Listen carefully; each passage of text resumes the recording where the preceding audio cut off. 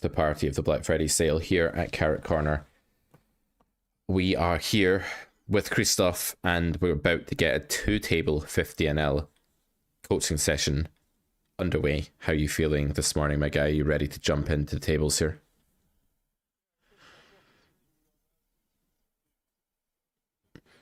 What do you mean 33? Why is that relevant?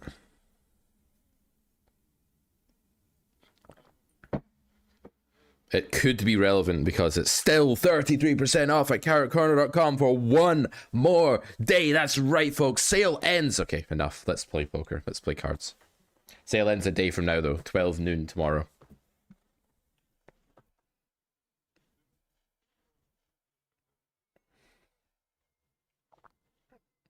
That is a nasty after effect, side effect of the drug.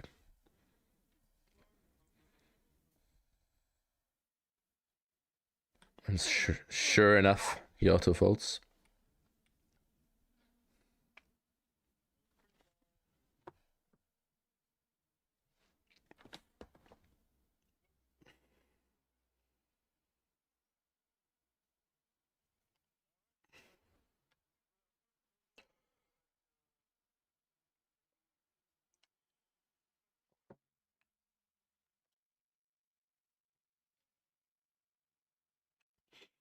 Bottom 25% when you're not in the blinds.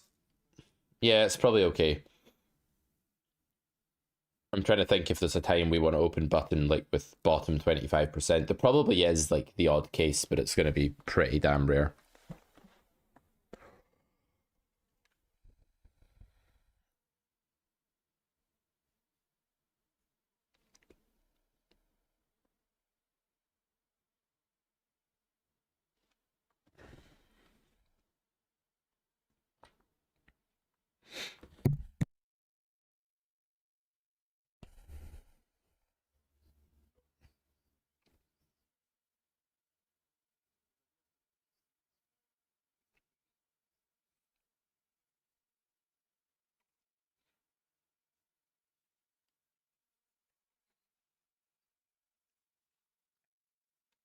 Mm-hmm.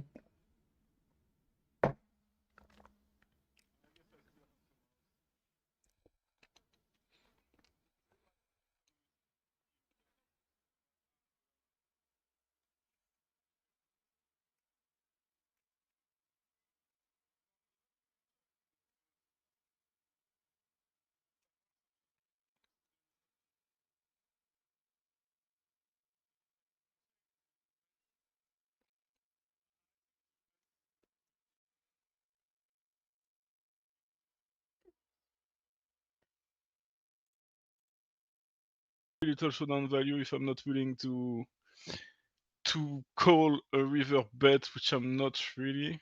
And now I feel maybe I should bet again, but I'm not going to. Not enough time. So no one could hear anything you were saying, but I fixed that now, so they can now hear you. That was my bad. Okay. The conversation we had at the start, Christoph brought up the 33 thing. That's why I said what I said. It must have sounded extremely weird. Yeah. Just me like talking to myself, plugging myself. Okay, so pre-squeeze in these positions with eights, I think is not the standard play. I think call is the standard play. It being a three-way pot. It's the sort of hand that doesn't get a lot worse by playing it three-way, does get a bit worse by squeezing three-way rather than just three-betting. Especially against like early position eights is not like amazing to three-bet. So I think a lean call pre. If I am going to squeeze, I'll probably go a bit bigger. Your squeeze sizing is a tad small here. Okay. Once someone calls, once the first player calls, virtually the cold caller is always going to call at that price. And often without anyway, so I'd go a bit bigger. As played, I think on the flop, my preference is to... Bet is interesting, actually. I was going to say my preference is to check, see what develops, look to get a bit of transparency, that kind of thing. But I think bet, there's some interesting lines that follow from bet as well. But I think like it's okay to just say, I'm three-way, I'm not range betting, I'm splitting a bit here. You know, I'll bluff some hands, but I won't bluff eights. I think that's reasonable. as an approach, just to make it easier for yourself. Just have a plan where like you maybe split in squeezed pots, 3-way, 3-bet pots, that kind of thing, rather than range bet. On the turn, it's interesting.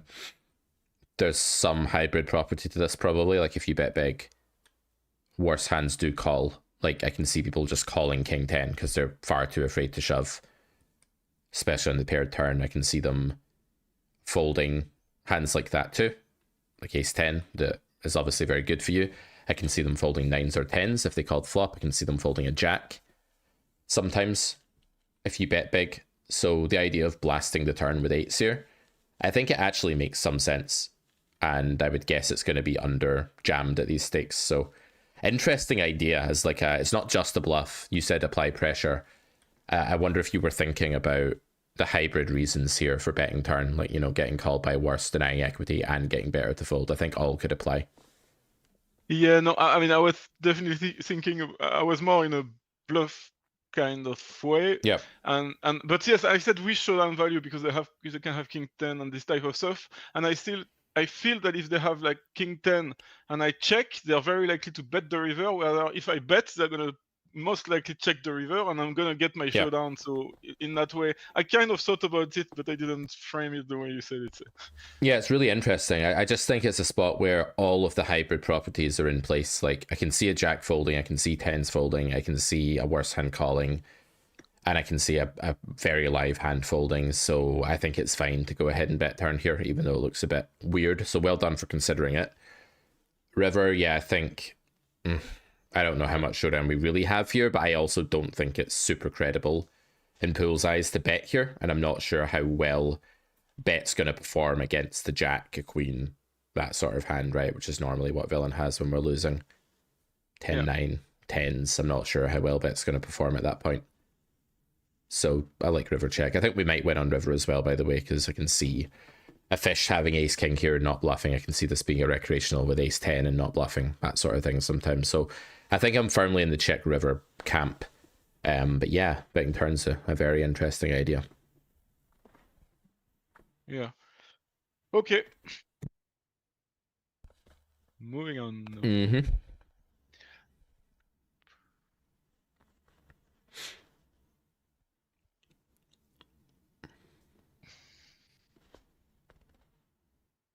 So, did your stream session when you played? You told me off stream. I think that it made you enjoyed it. So I was wondering if you're considering playing again. Mm-hmm.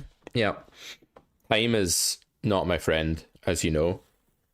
If I had more time, or when I have more time, I always say when I have more time. Yeah, I'd love to do like really get into it. I feel like the mistake I've made in the past is I just play for like an hour and a half or something. I think I need to do like a 6-hour grind stream and like form the habit of that and really get into the zone. And I think I'm coaching really good poker at the moment, and I felt like at times in the Black Friday stream on Thursday I was playing pretty good poker, then at times I was very rusty and ropey as well. So I'd love to like get back to something near peak performance and show people what that looks like and feel what that feels like again and stuff. Yeah, I would love to.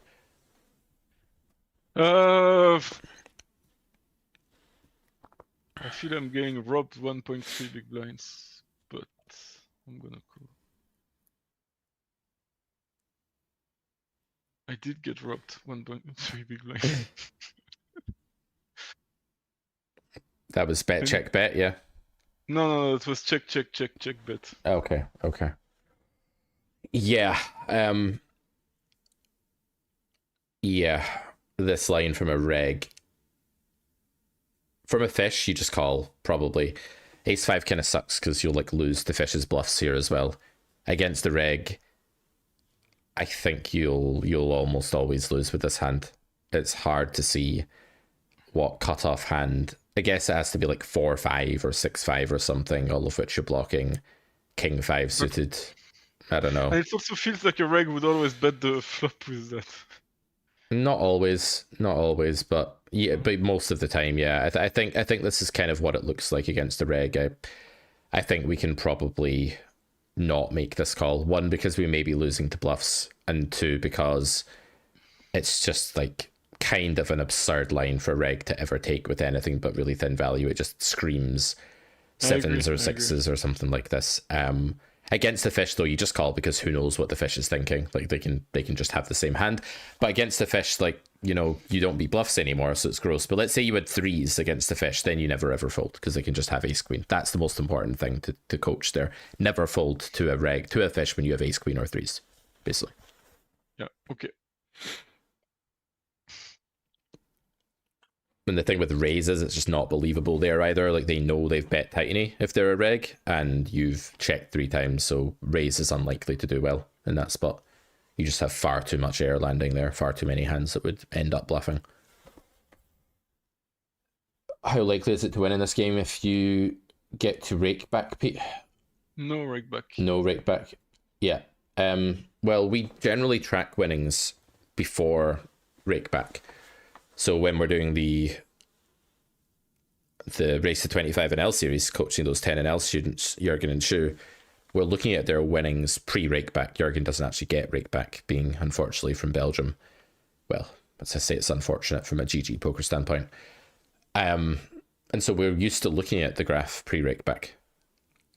Anyway, and it is beatable. All stakes are beatable pre-rake back, but with rake back it's much easier and it's much more profitable. And you know, Christoph knows this is a man that wins like a bad beat jackpot once a week or something, so he knows how key it is. It helps a lot, you know, it does. Yeah, I got a bad beat jackpot yesterday. Yeah, you know, being able to win at 6 BB with a 3 BB win rate pre-rake back is better than 3 equals 3, right? Or being able to win at 3 when you're actually break even before rake back. Of course it's better, but positive win rates organically are possible. But we do live in a climate where they've put up rake and created rake back in a way that like it does form the basis of many players' win rates who are just like small winners in a game or like slightly better or good enough to beat the game post rake back but not pre. So there are players out there for whom rake back is a deal breaker. There are players out there whose win rate gives them a win rate after rake back, but not before. My advice to those players is get better at cards or don't play cards. That's the choice. But it is possible. But rake back gives you more time to get better at. Yeah, no, it's much cards. easier. Oh yeah. When you've got that cushion, like it's so much easier because you can make money with an organic 0 BB per 100 win rate, and like you can generate side income, build a bankroll, all of that while being quote unquote break even in PT4. So absolutely. Okay, interesting flop. I think I'm supposed to bet French that board small, but if there was one hand to check, it feels like it's mine, but I don't know. Like I have bottom pair with draws, open under, backdoor. I don't really want to be raised. Maybe I should have checked. Okay, not the greatest of turns. I feel like now I'm very much either behind or drawing dead. I mean, drawing dead is going to be rare, but drawing very thinly. And now when he checks back, I think my hand is worth, I don't know. Is it worth more than a block? At least a block. I don't know if it's worth more. And also I'm more likely to be called when I have a block, but I shouldn't think like that. Maybe it's worth more actually. I'm not sure.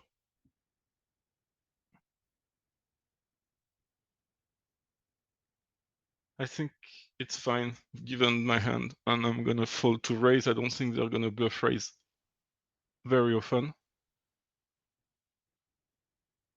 And if they do, well done to them. Okay, so flop, the last hand you'd ever want to bet is like more pocket nines, but it probably can still bet small.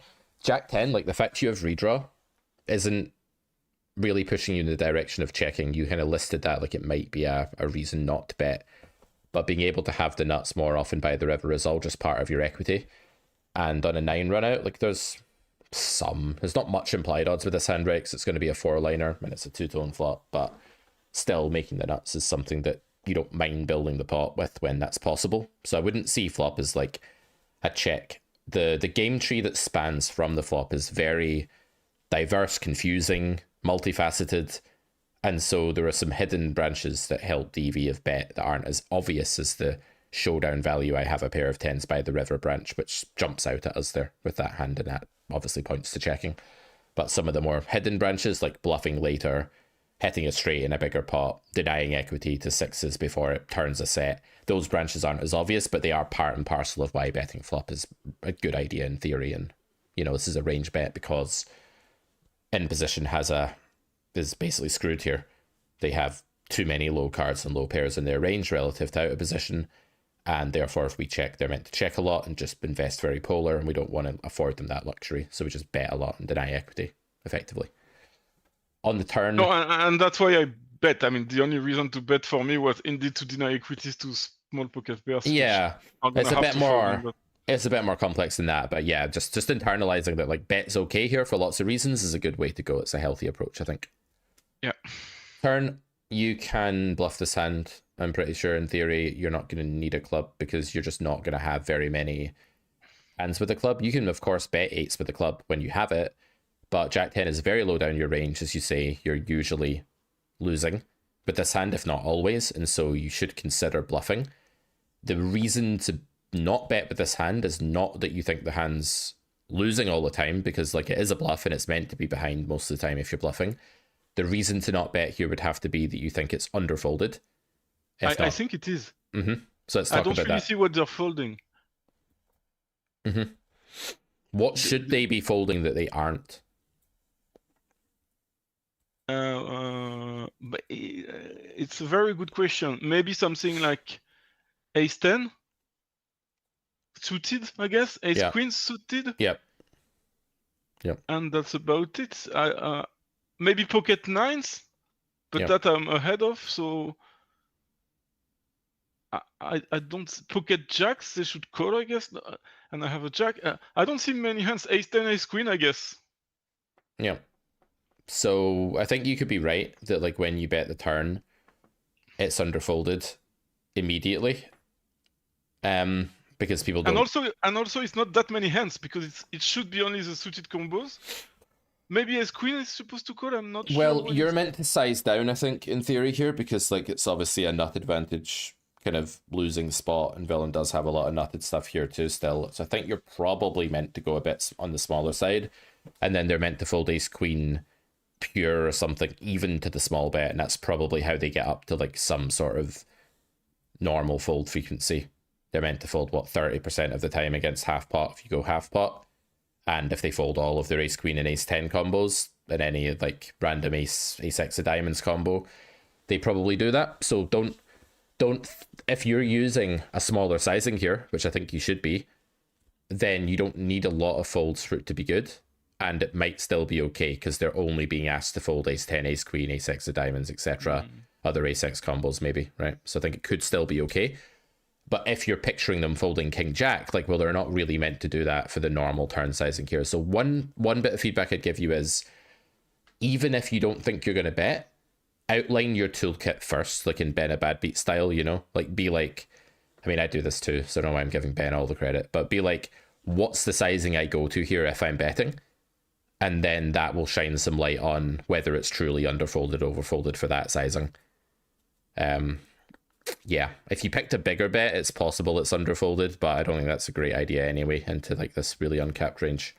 No, I agree that the bet size should be, let's say, 25 or 33, but let's say I use the small size. Yep. I honestly don't think they will fold much. Like you said, ace something of diamond, yes. Yeah. Ace 5 of diamonds, sure. Yeah. But I don't think they're folding much more. But I might be wrong. No, you might be right that they're not realizing the ace queen or ace 10 is like very, very bad in this spot. They're not like seeing the hand for how bad it is relative to ranges, sure. Now, if you did do that, right, if you bet 33% pot and villain called, how would you think they would land on a blank river compared to how they're meant to? What would their range be like for getting to a blank river compared to a solver's range for getting to a blank river if they called a B33 on turn? It would be slightly weaker. Yeah. And how do you think villain would react to like an overbet on the river on this texture if they did have like that slightly weaker cap range? they would fold slightly more. Yeah, so you might be able to say here that the EV of betting turn is fine. Like it's not clear that it's bad, because even if there's a slight underfold or even a moderate underfold on turn, there will probably be a significant overfold on river, because the kinds of hands that call you on turn, they make the mistake of calling because they add 2 and 2 together and get 7, right? They're like, I have a gut shot and I have a pair, so I call.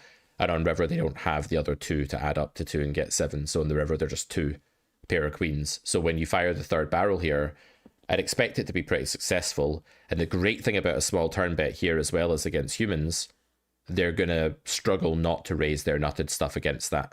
They're going to struggle to slow play, even though they're meant to slow play sometimes, because you're still reasonably polar, even for a small size here. They're not going to. So I think the right line here could be the greedy one that like bets turn, shoves river, or bets turn, bets river big. That's hard to find. It's probably like quote unquote above the pay grade of most 50NL players. But once you open the door to like small bet is the GTO line, why? You ask that question. It also opens the door to you exploring how the real life game tree differs from the GTO one across the game tree into the future, into river nodes as well, and not just immediately on the turn. And that can maybe open the door to finding that play. But I don't hate checking turn here. I think the other issue with checking turn is that there are a lot of branches in the game tree here where villain does have a good hand, and they bet the turn sizably with that good hand. Like say they have king queen or ace jack. Not ace jack, sorry, you're dead to that. But say they have king queen or something, right? And they bet the turn.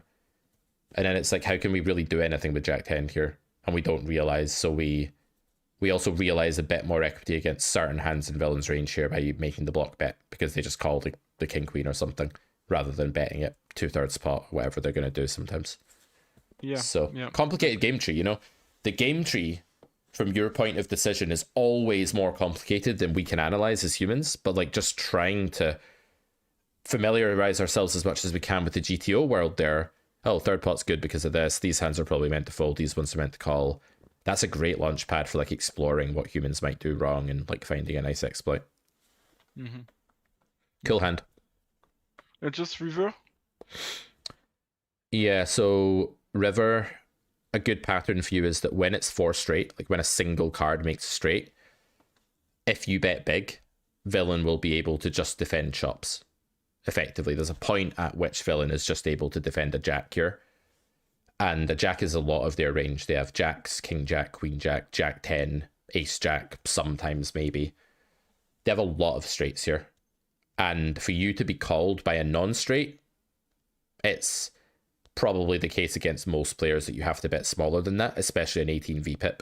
So it could be an exploit against a fish that's really bad to size up and expect to get called by 2 pair, but against a tight player or GTO studied player, realistically you shouldn't be bluff caught by too many non-jacks when you size up here. They just don't need to do that given what their range is. So the right sizing is almost invariably 1/3 in spots that are 4-liners in a relevant way to the board. If the 4-liner was 7-6-5-4, who cares, right? Pocket kings could still size up or something if the 8 was like not a big part of their range, but this board, yeah, block is the sizing here for both value and bluffs.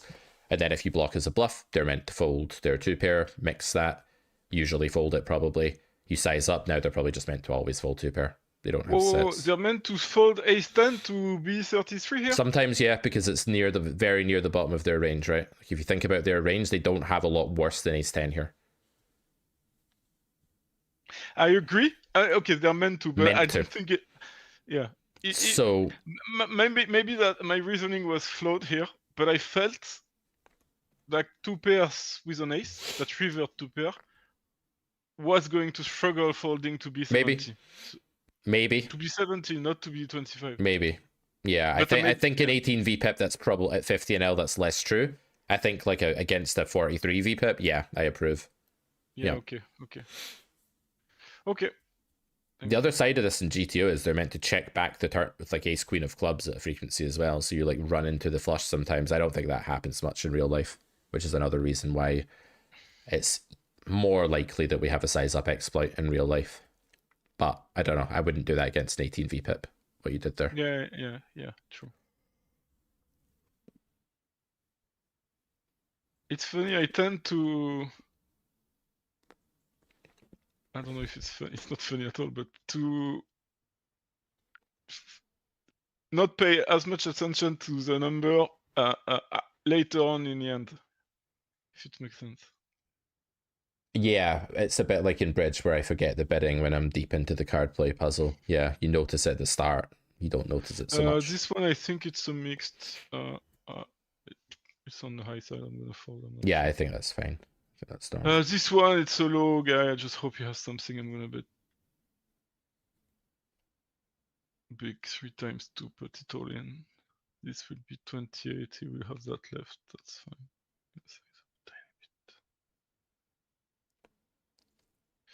Not the greatest of reverse.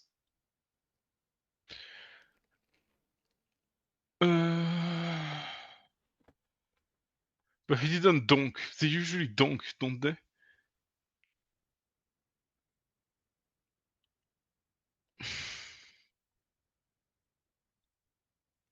I don't know. I don't know. I don't know.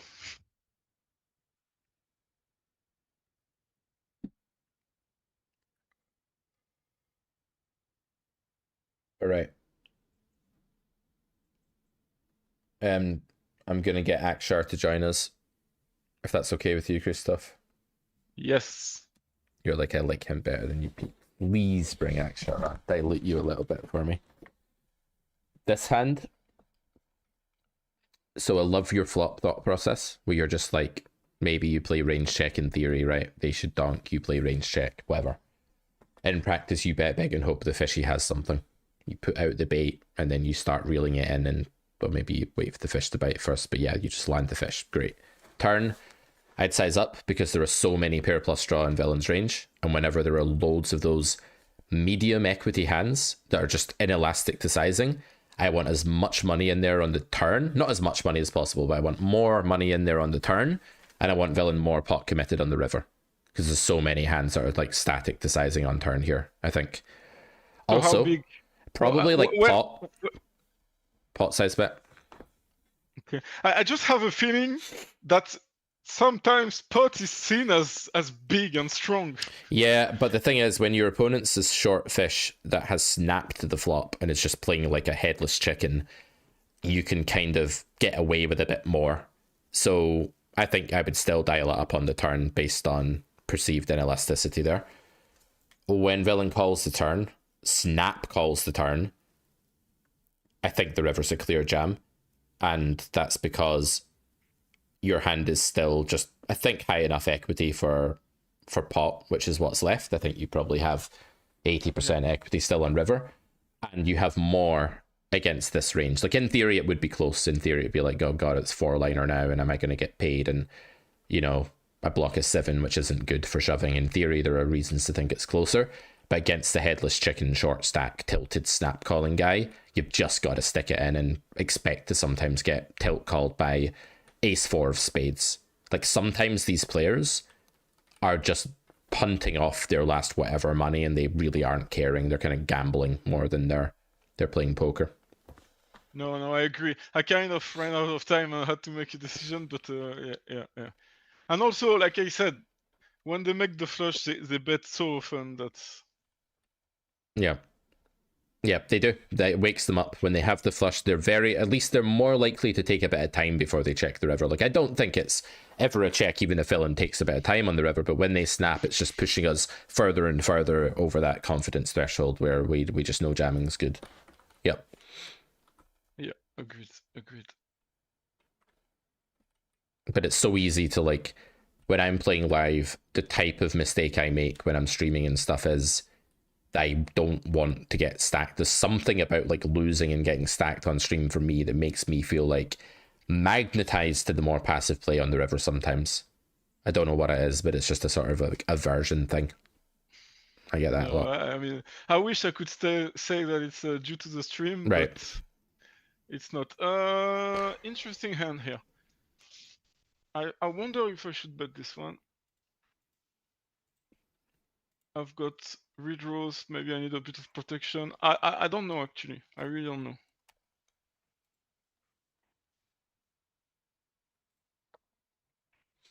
Jack is really not great for my range. But I feel that They quite often have a pocket pair like pocket 9, pocket 10s. Maybe I should bluff. I'm not sure. So DT says, strange how rake forms what we view as a good player. Someone winning at 3BB pre-rake is losing at, say, 6BB after rake in the PT4 graph. They appear to be someone terrible, even though they beat pool. Yeah, but remember, half of pool, okay, not half of pool, sorry, but some of pool is recreational. And if you're an aspiring reg and you are, you know, halfway up the pool, let's say, or slightly more than halfway up the pool, and that means that you're better than all the recreationals, and most of the regs are better than you, in which case it's fair to see yourself as like not that good, I think, given that you're dedicating yourself to this and the recreationals are just clicking buttons. That said, if you are winning at 0 BB per 100 after rake before rakeback, then you are beating the pool by like 11 BB per 100, and you're now better than every losing reg and far better than every recreational. And in that case, it's fair to see yourself as much better than your competitors. But in order to win organically pre-rakeback post-rake, you have to be a bit of a beast for the pool. You have to be like one of the top dogs, really. And then in order to win at like a big clip, like 4, 5, 6 BB per 100 organically, you have to be kind of an end boss of that limit. And at 10NL, as we're seeing right now with Jurgen and Shu, they are doing really well with win rates, at least last I checked. And that's because I'm saying to them, do this here, exploit hard there, push that relentlessly, push that edge, push it, just keep pushing it. And they're doing it.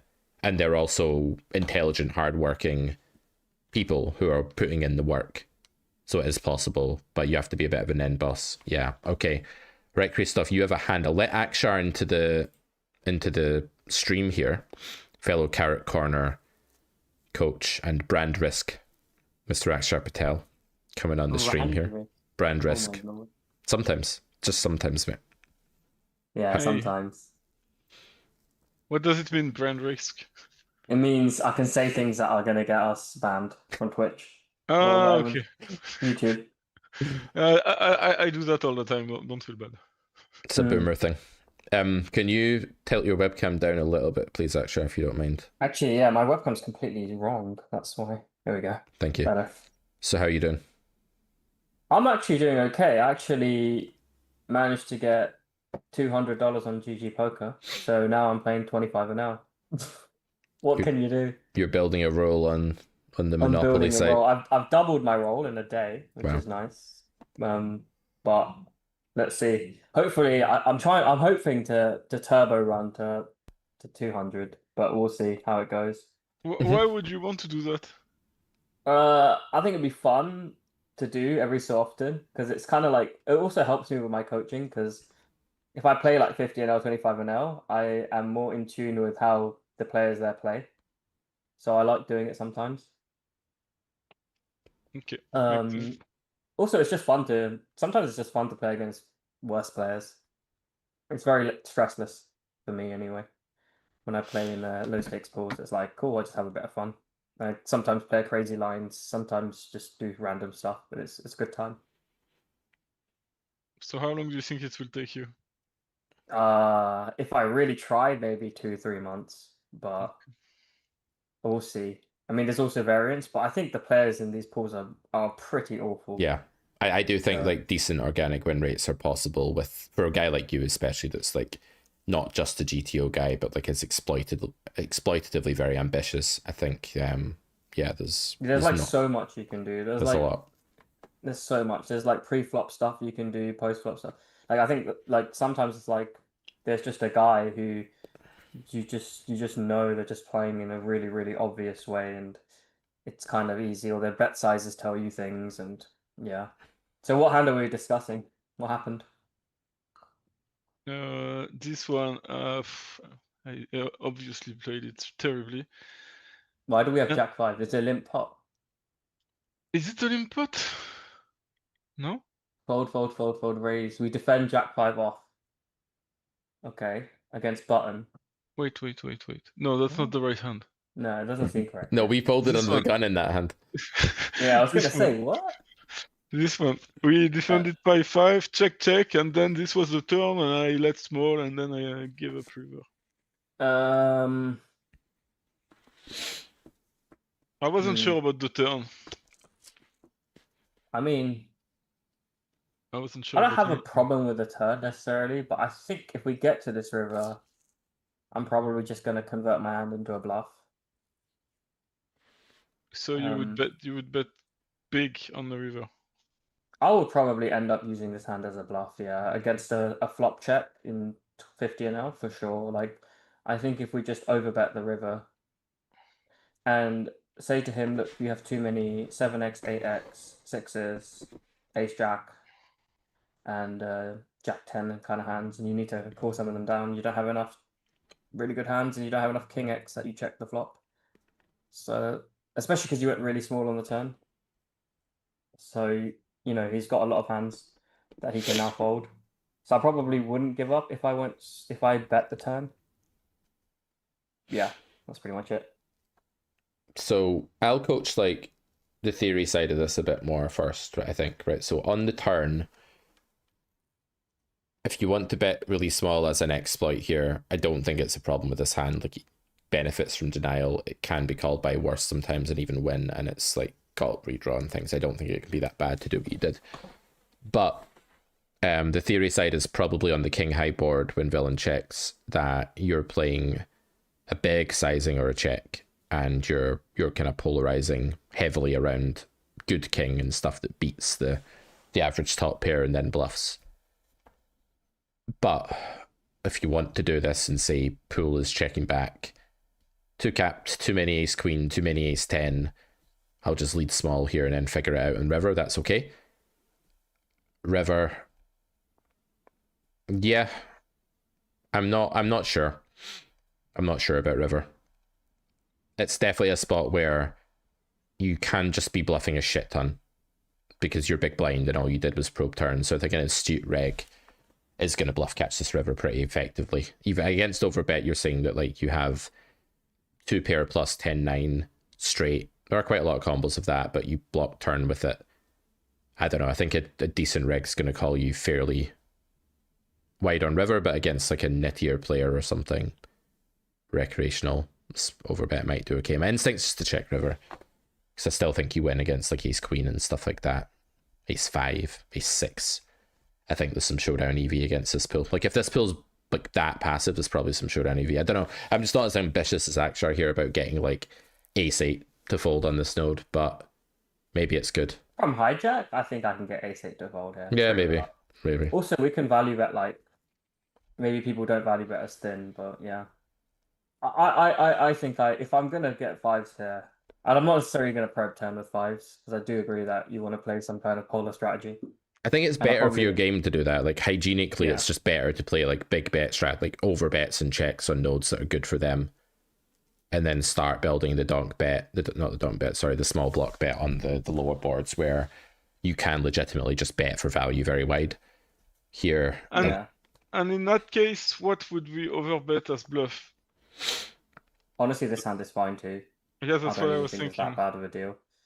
You can use this, you can use flush draws, you can use 9-10, you can use 9-10 gets there on this river, but 9-10 yeah, gets- this the turn, isn't. right? I think on. Yeah, Right. Sorry, yeah. As a bluff, yeah, just anything with like so.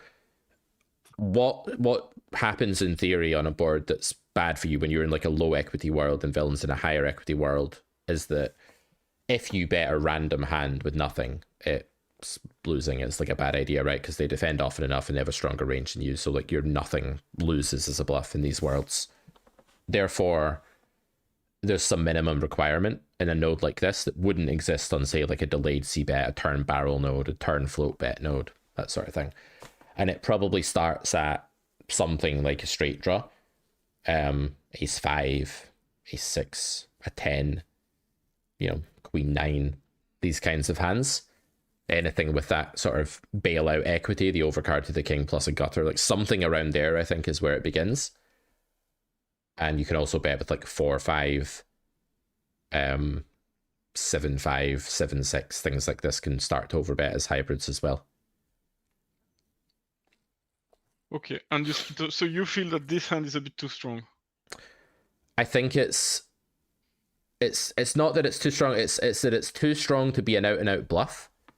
Yeah, it's got showdown, and it doesn't have quite the properties to be a hybrid because for it to be a hybrid, I want it to have like a pair on the board as well, like a bit more redraw, a bit better removal, that kind of thing. So I think I'm thinking of like, in a strictly GTO sense, I'm thinking of like 7, 6, 4, 5, 4, 6 as the hybrids and 5s as the check.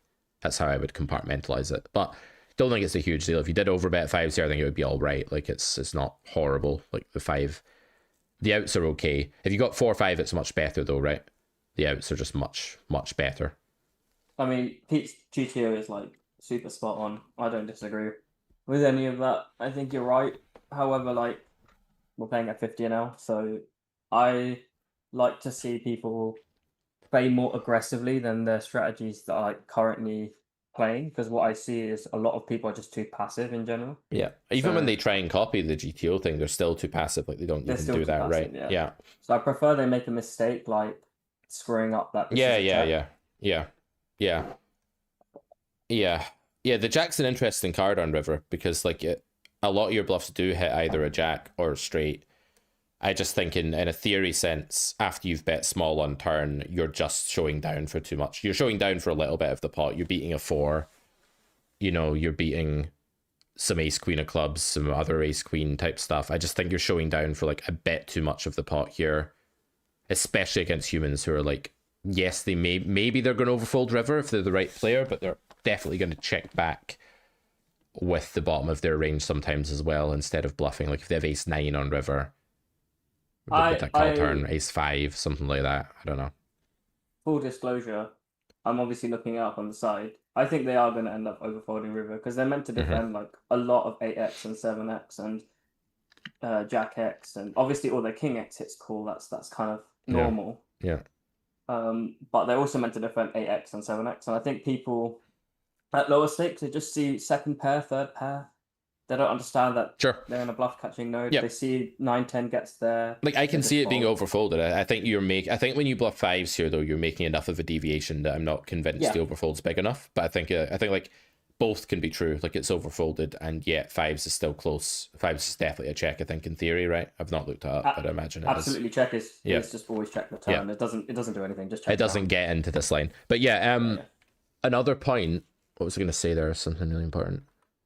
Right, Christoph, so when you land on this, what I'm interested in coaching you on today primarily is like the mode of your thought process. So I'd love for your turn thought process to start going, my toolkit's overbet check, this hand doesn't or does fit. I don't really care like whether you get that right or not, but I'd kind of like it to start with like what your toolkit is and then hand. Okay. Then on river, you can ask the same question just to build your fundamental like understanding here. You can say, what's my toolkit? And on river, it's really interesting because you have loads of different classes of hand. You have a block because you've just hit like queen jack of clubs on the river, or you have a weak king or something. Maybe that can size up, sorry, a weak king, maybe, but like you maybe have a bit of block in your range here, like 9s, 10s, a jack. You have some bigger bets because you can have like a king, and then you can have like your sets and straights range, which is like huge overbet. So you can have 10-9 here. The opponent's very rarely going to have 10-9. You can have 10-9 off, maybe. The opponent's not going to have that.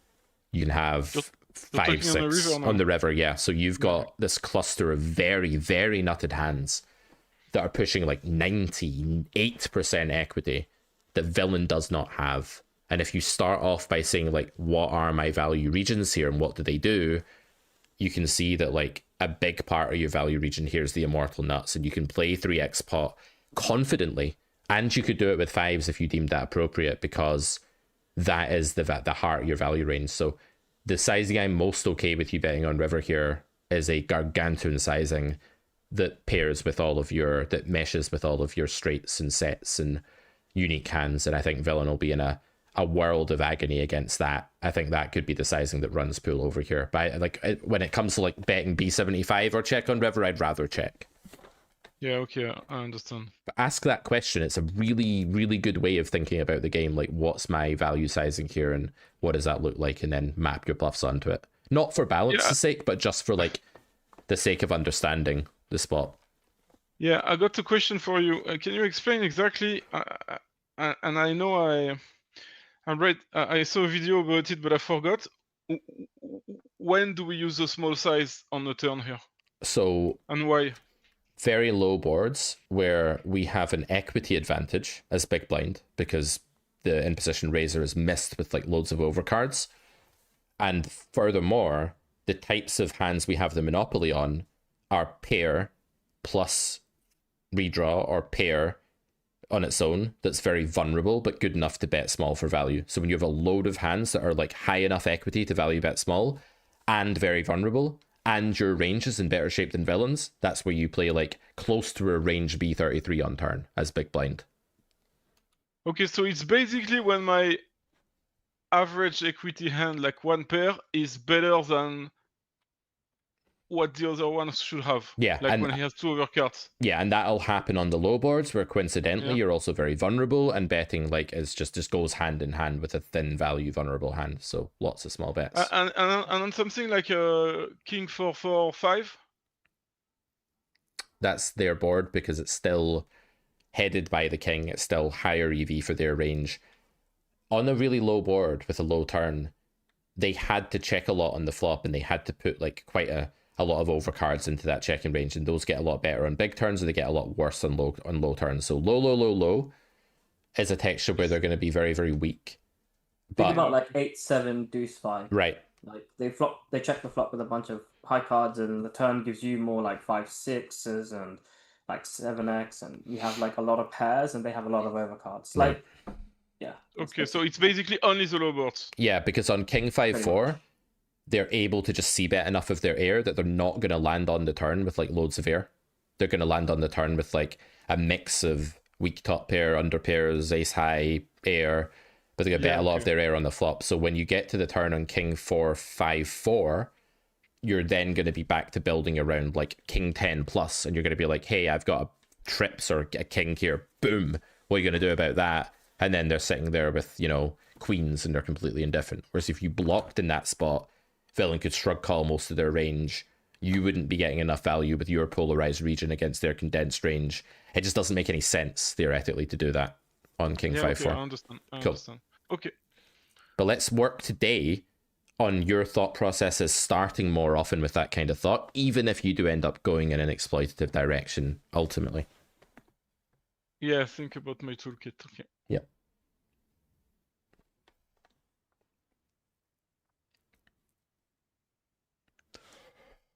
I think that's a reasonable approach. And as you get better at it, you can start to push things further and further. I find as I get better, I stop thinking. The buttons click themselves. Yeah. Yep. Subconscious competence is a wonderful thing, guys. A good way to develop subconscious competence is to save 33% for another day only in the Carrot Corner Black Friday sale. Almost at the end.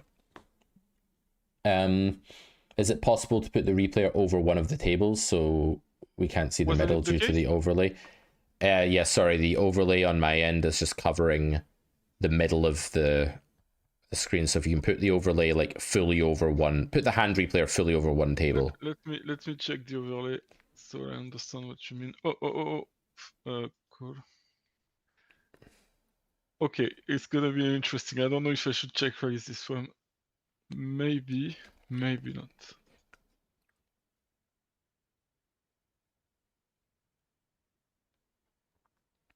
I'm gonna do it, but I'm not convinced. And here I think I should call 45. Maybe I should raise against a 45 VP. I'm gonna raise. But under the okay, 3, it's a weird because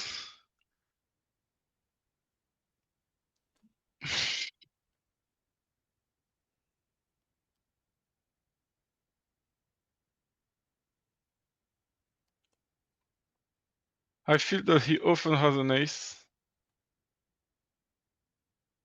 that I have very little showdown value. And I don't know how often it's going to fold. If maybe I should bet big. I just don't have the time here.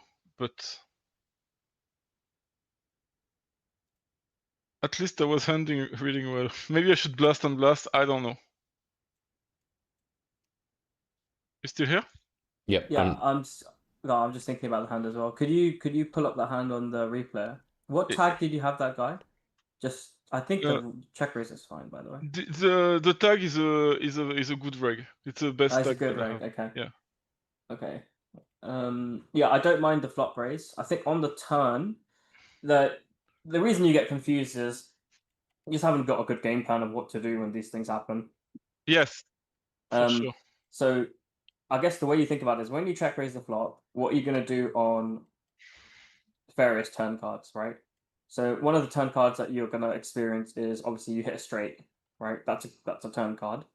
The other one is flush, this one, and then there's going to be like ones where your range just bricks off, like ace or 5 or a 4, something like that. Just right? about that and about the game plan, I remember we had this discussion with with Pete a while back, who said that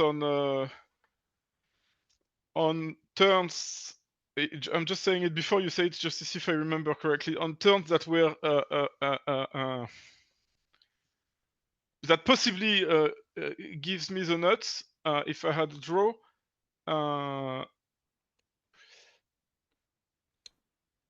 I could size up, but I'm not sure if I remember it correctly. Like here, I think it's big bet or check, but I'm not sure. But that's what I thought. Okay, so actually, I would, the opposite. Yeah, I would like the small bet on this turn. Okay. So what's happening is that on a brick turn, it's bad for you equity-wise for your range because all of your draws and semi-bluffs and stuff miss. But it's great for the part of your range that wants to keep investing for value, which is the nuts. So if you raise the flop with a straight or a set, you would love a brick turn like the Queen of Diamonds because you could just pummel way more money into the pot. And so on a brick turn, after you've check raised flop, you typically want to play very big bets at a low frequency and just polarize your range out and just give up a bunch and play huge bets and checks when you do bet. Keep bluffing with the higher equity stuff. Because your value range is insanely nutted and you have a massive nut advantage. But on this turn, both players hit a lot of flushes and your value range becomes thin value from the flop. So your 2-pair, your sets, your straights become much thinner now. And you hit a lot of 8 high flushes and jack high flushes, hands that are good but not great. That said, you have very little air now, and now villains ace jack, their unique hands, like ace 10 of spades, ace jack, ace king, ace queen, are in a world of pain and can barely continue even to a small bet. So you now want to bet small with your newly merged value range, your newly thin value range, rendering ace queen indifferent even for a small sizing, whereas on the blank turn, you're just, again, building around nutted stuff or bluffs, and so you go really big. So that question of, like, what am I building around for value will answer these spots for you a lot of the time. Like, imagine you bet That's small. a beautiful explanation. So if you bet small with this hand, and villain has ace jack of spades, like, they might fold. They probably should fold really often, even to a small bet, because your range has just got there loads of the time.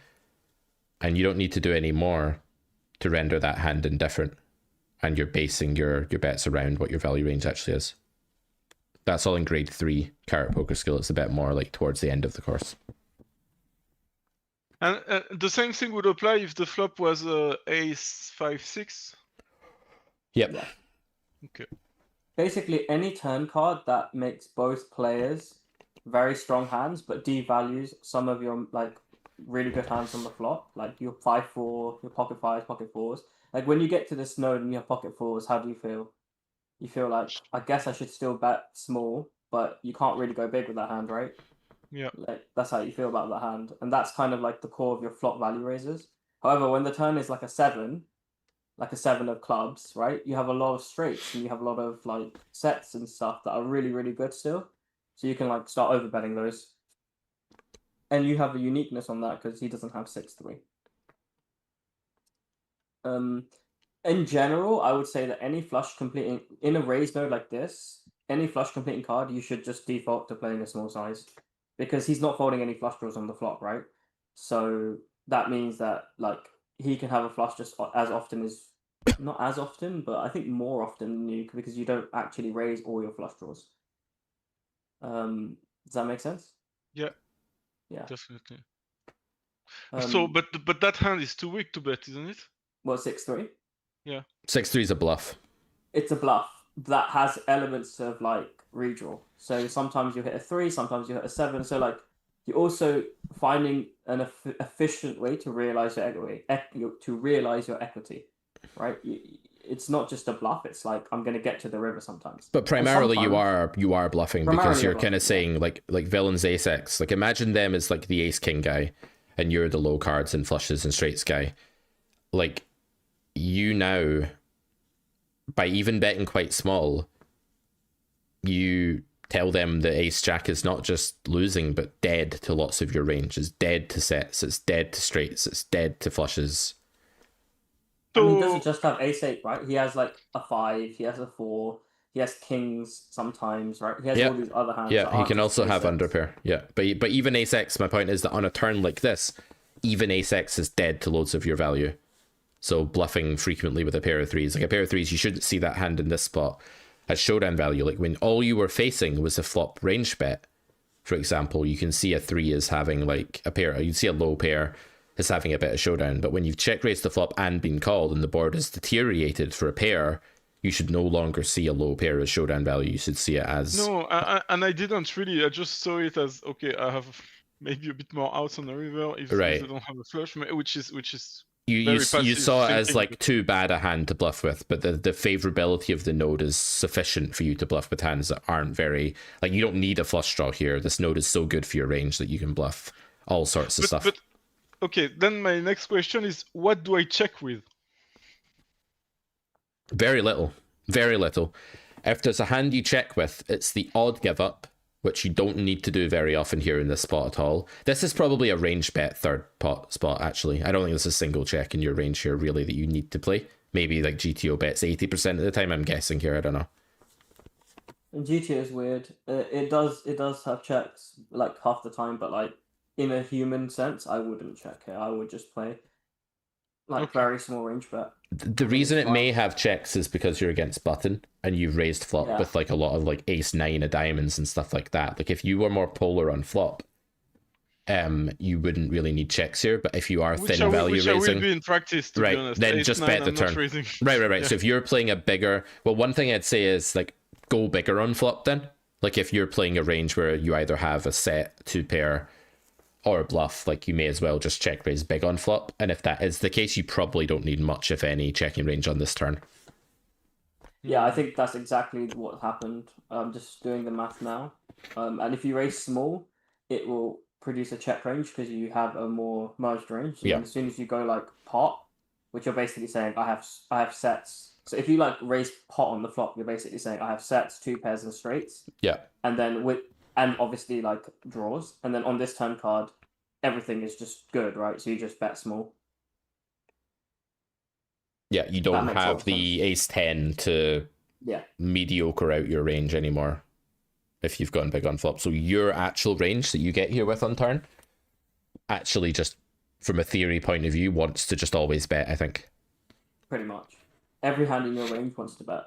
Or can bet. It just... Yeah, I mean, actually just does it once you start polarizing the flop, because everything gets there, right? Yep.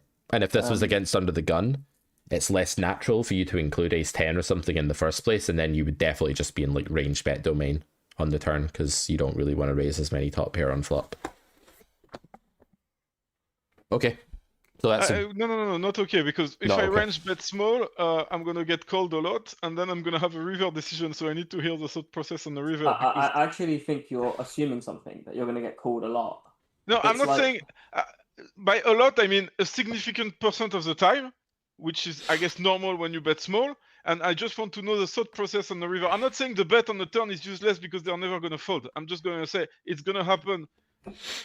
Okay, so you start by doing it, which is you bet small on the turn. Then you get to the river and you have to make another decision.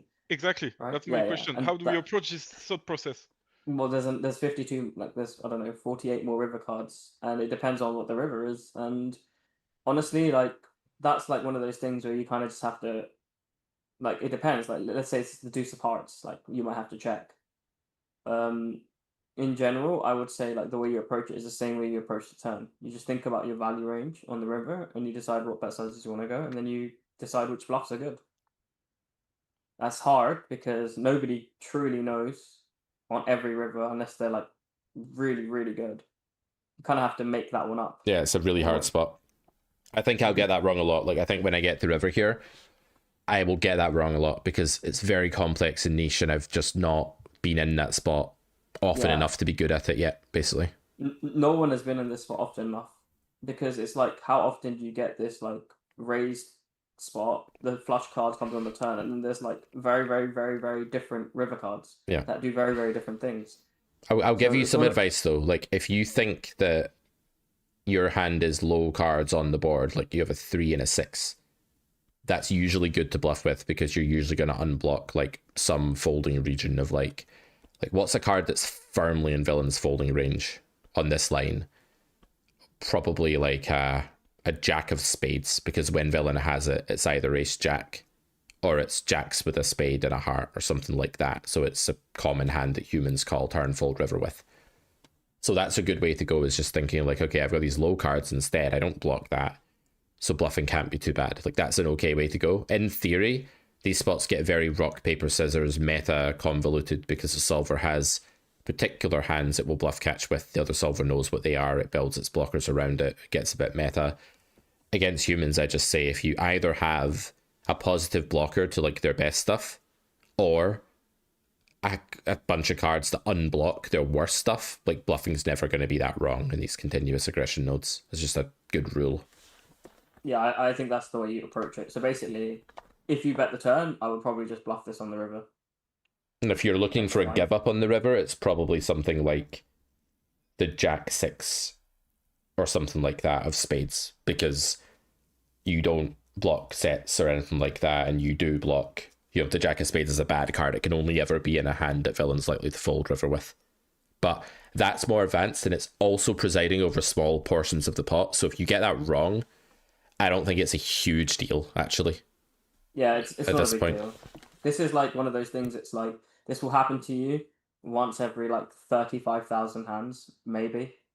Maybe. I can't remember the last time I was in this spot. So Okay, fine. I get your point. yeah.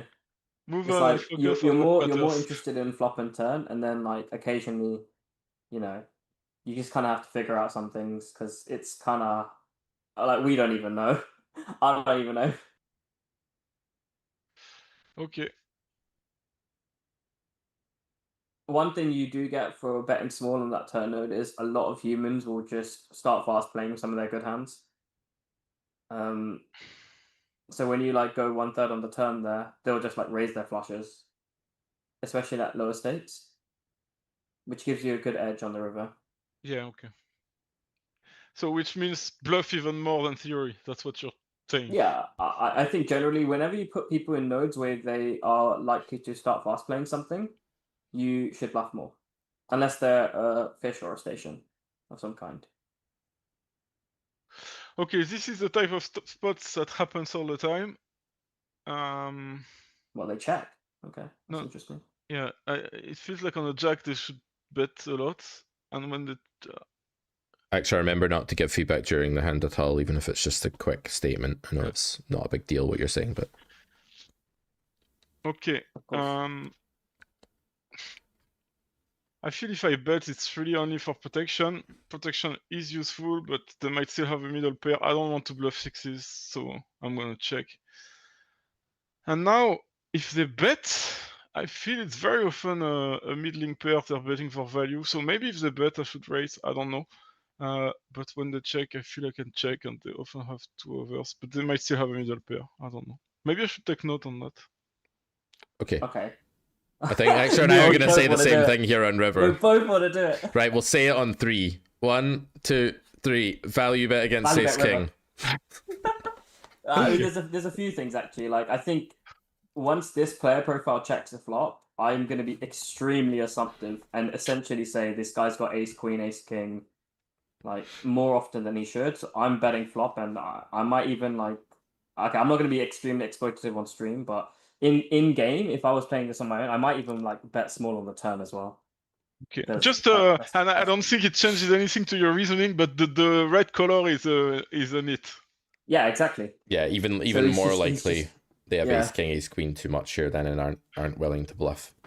That's exactly my point. Because he's just so likely to be the kind of guy who checks, who's like, I don't know what to do, I check. Like he doesn't, you know what I mean? Like he's less likely to have, like you will sometimes run into nines and tens for sure.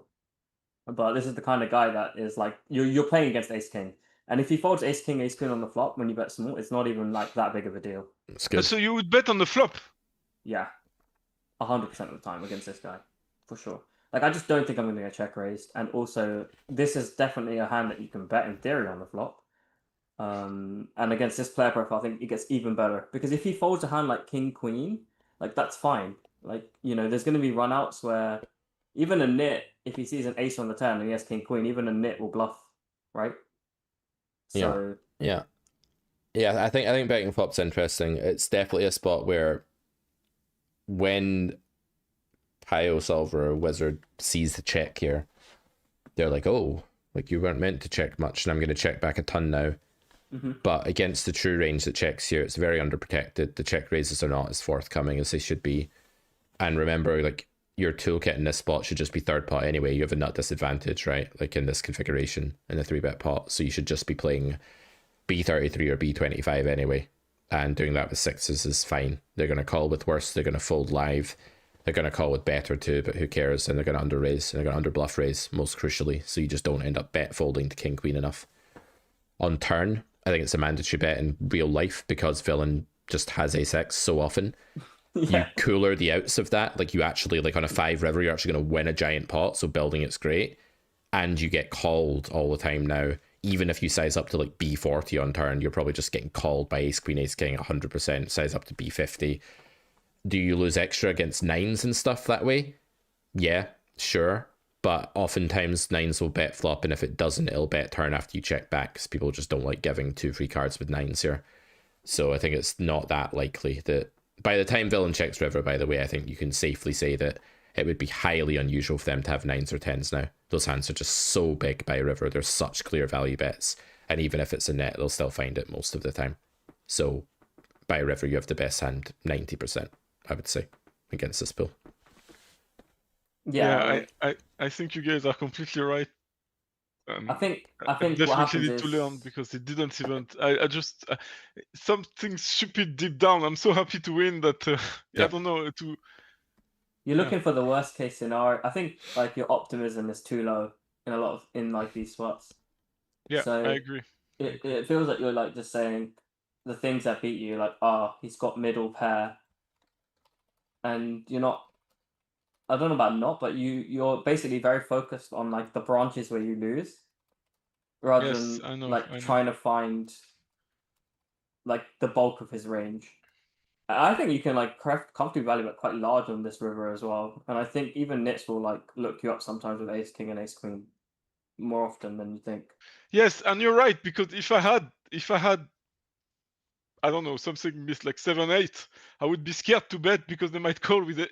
I would tell myself they're gonna call with ace king. So you're completely right.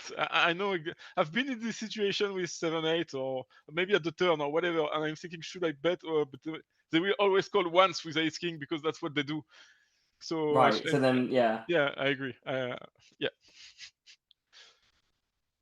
I think that comes with some experience, but also like the best way to do it is just to envision like what are the most likely checks he's going to have in his range and what is more like combinatorically possible. So there's more ace queen, ace king, ace 10 kind of hands, these high card hands, than there are like pocket pairs, because there's like 16 combos of ace queen, for example, but there's like way less combos of pocket pairs, right?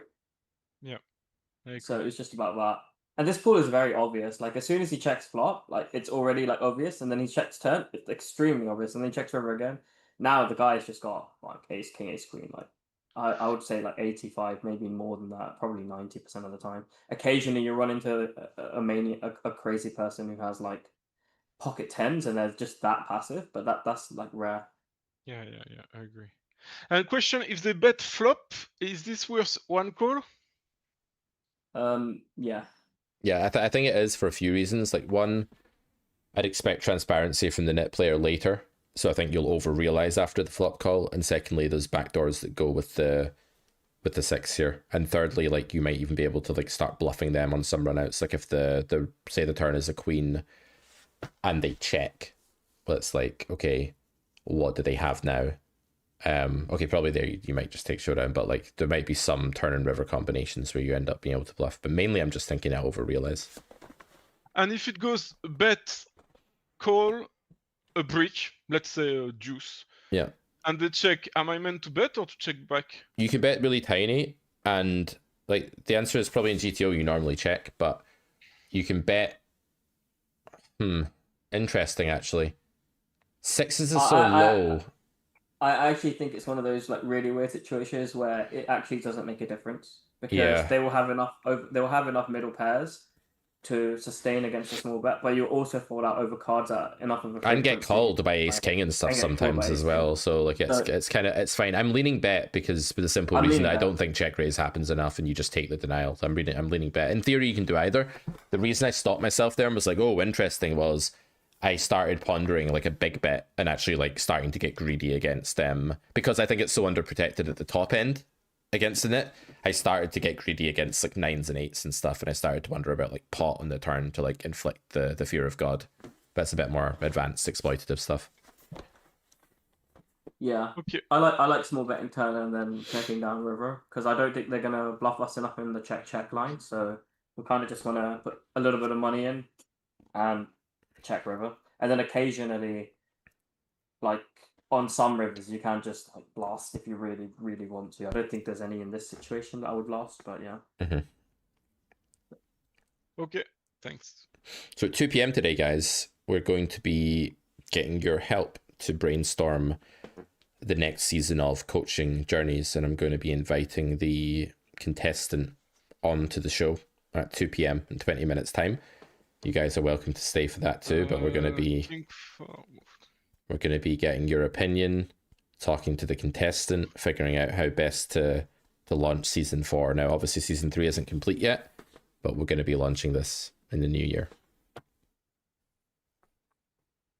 So this flop I felt was really not good for me. If they had check a second time, I would bet, but they don't quite big, so I folded. What was your hand? Sorry, Christoph, I didn't see. Queen 3 of suits.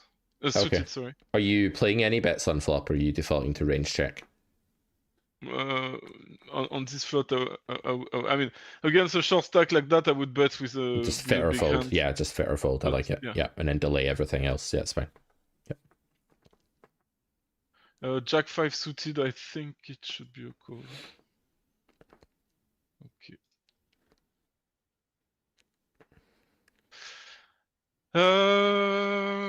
Is this hand... Okay.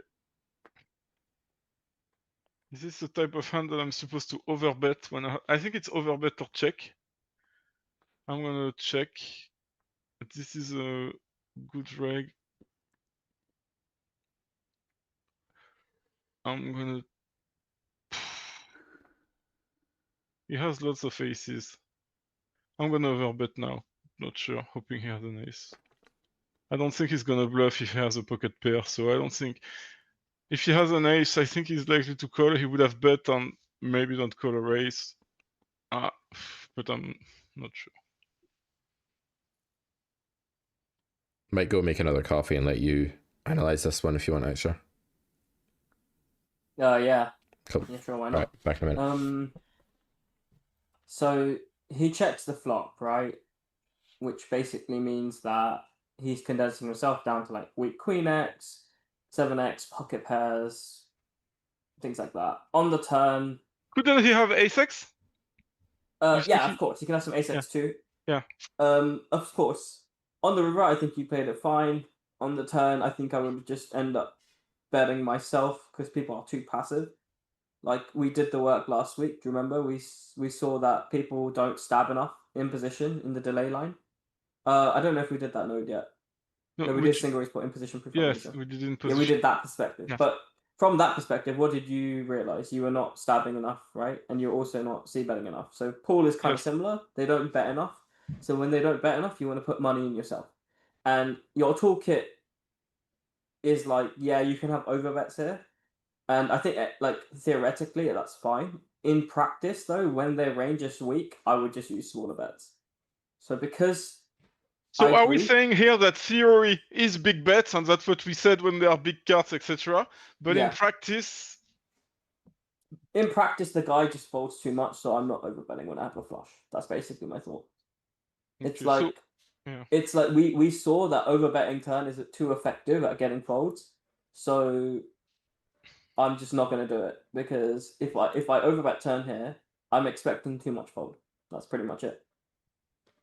Okay, so you would use B70, and if he calls on an ace river or on any river, let's say a blank river, you would B70 again, still not overbet once they called once, or once they called once, maybe you will go for it. I'll probably go for it on this river. I'd probably go for it in the rivers that they make two pairs. So like on this river, he's gonna make ace queen, Yeah, and okay. he's gonna make ace 8 sometimes and ace 7, and sometimes he'll have like the occasional jack 10. I probably will just overbet this river, but I'm just crucially saying that on the turn, I don't want to like go too Check. big because I do want to generate some calls, Yeah. and I think that people will just overfold. Most of the time, like he's just got like a pocket pair, so you're not making any money anyway. But in general, don't go for the check raise unless like the board turns out in a way that you're certain he's gonna bet. Because on this ace, even though it's an ace river, like people here are just too passive. They'll just check down a hand that is like it's a clear value bet. So for example, like an ace 10 hand might want to value bet river because it's the check down mode, right? So people's ranges are still wide, you can still have some bluff catchers, but people would just be like, it looks scary, I'm gonna check. Like you didn't value bet your straight, right? Because it became flush complete.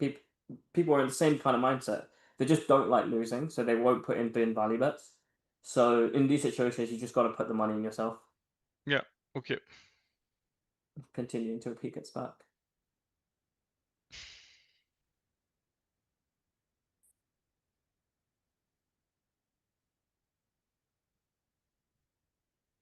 I actually don't see the chat, so if people are saying anything, then I don't know what's going on. Me No, they're open. talking about the next YouTube challenge. Oh, okay. Alright, fine. Nothing interesting. Take on anyone to challenge me for the highest EV. No, nothing, not much. I don't know what this guy is. This I'm actually not 100% sure against UTG. I think it's a fold. I'm sure it's a fold actually. I wonder if I could call this one, but could have called. It's fine, doesn't make a difference right now because you're not really doing like player profiling that much, so it's okay. Okay, this one I could 3-bet or fold. He's got quite a lot of 3-bets, so I'm gonna use this as a bluff.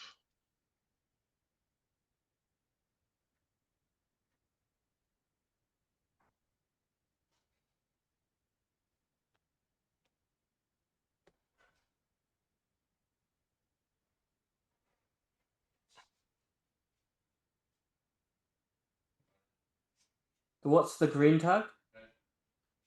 Presumed fish. Okay.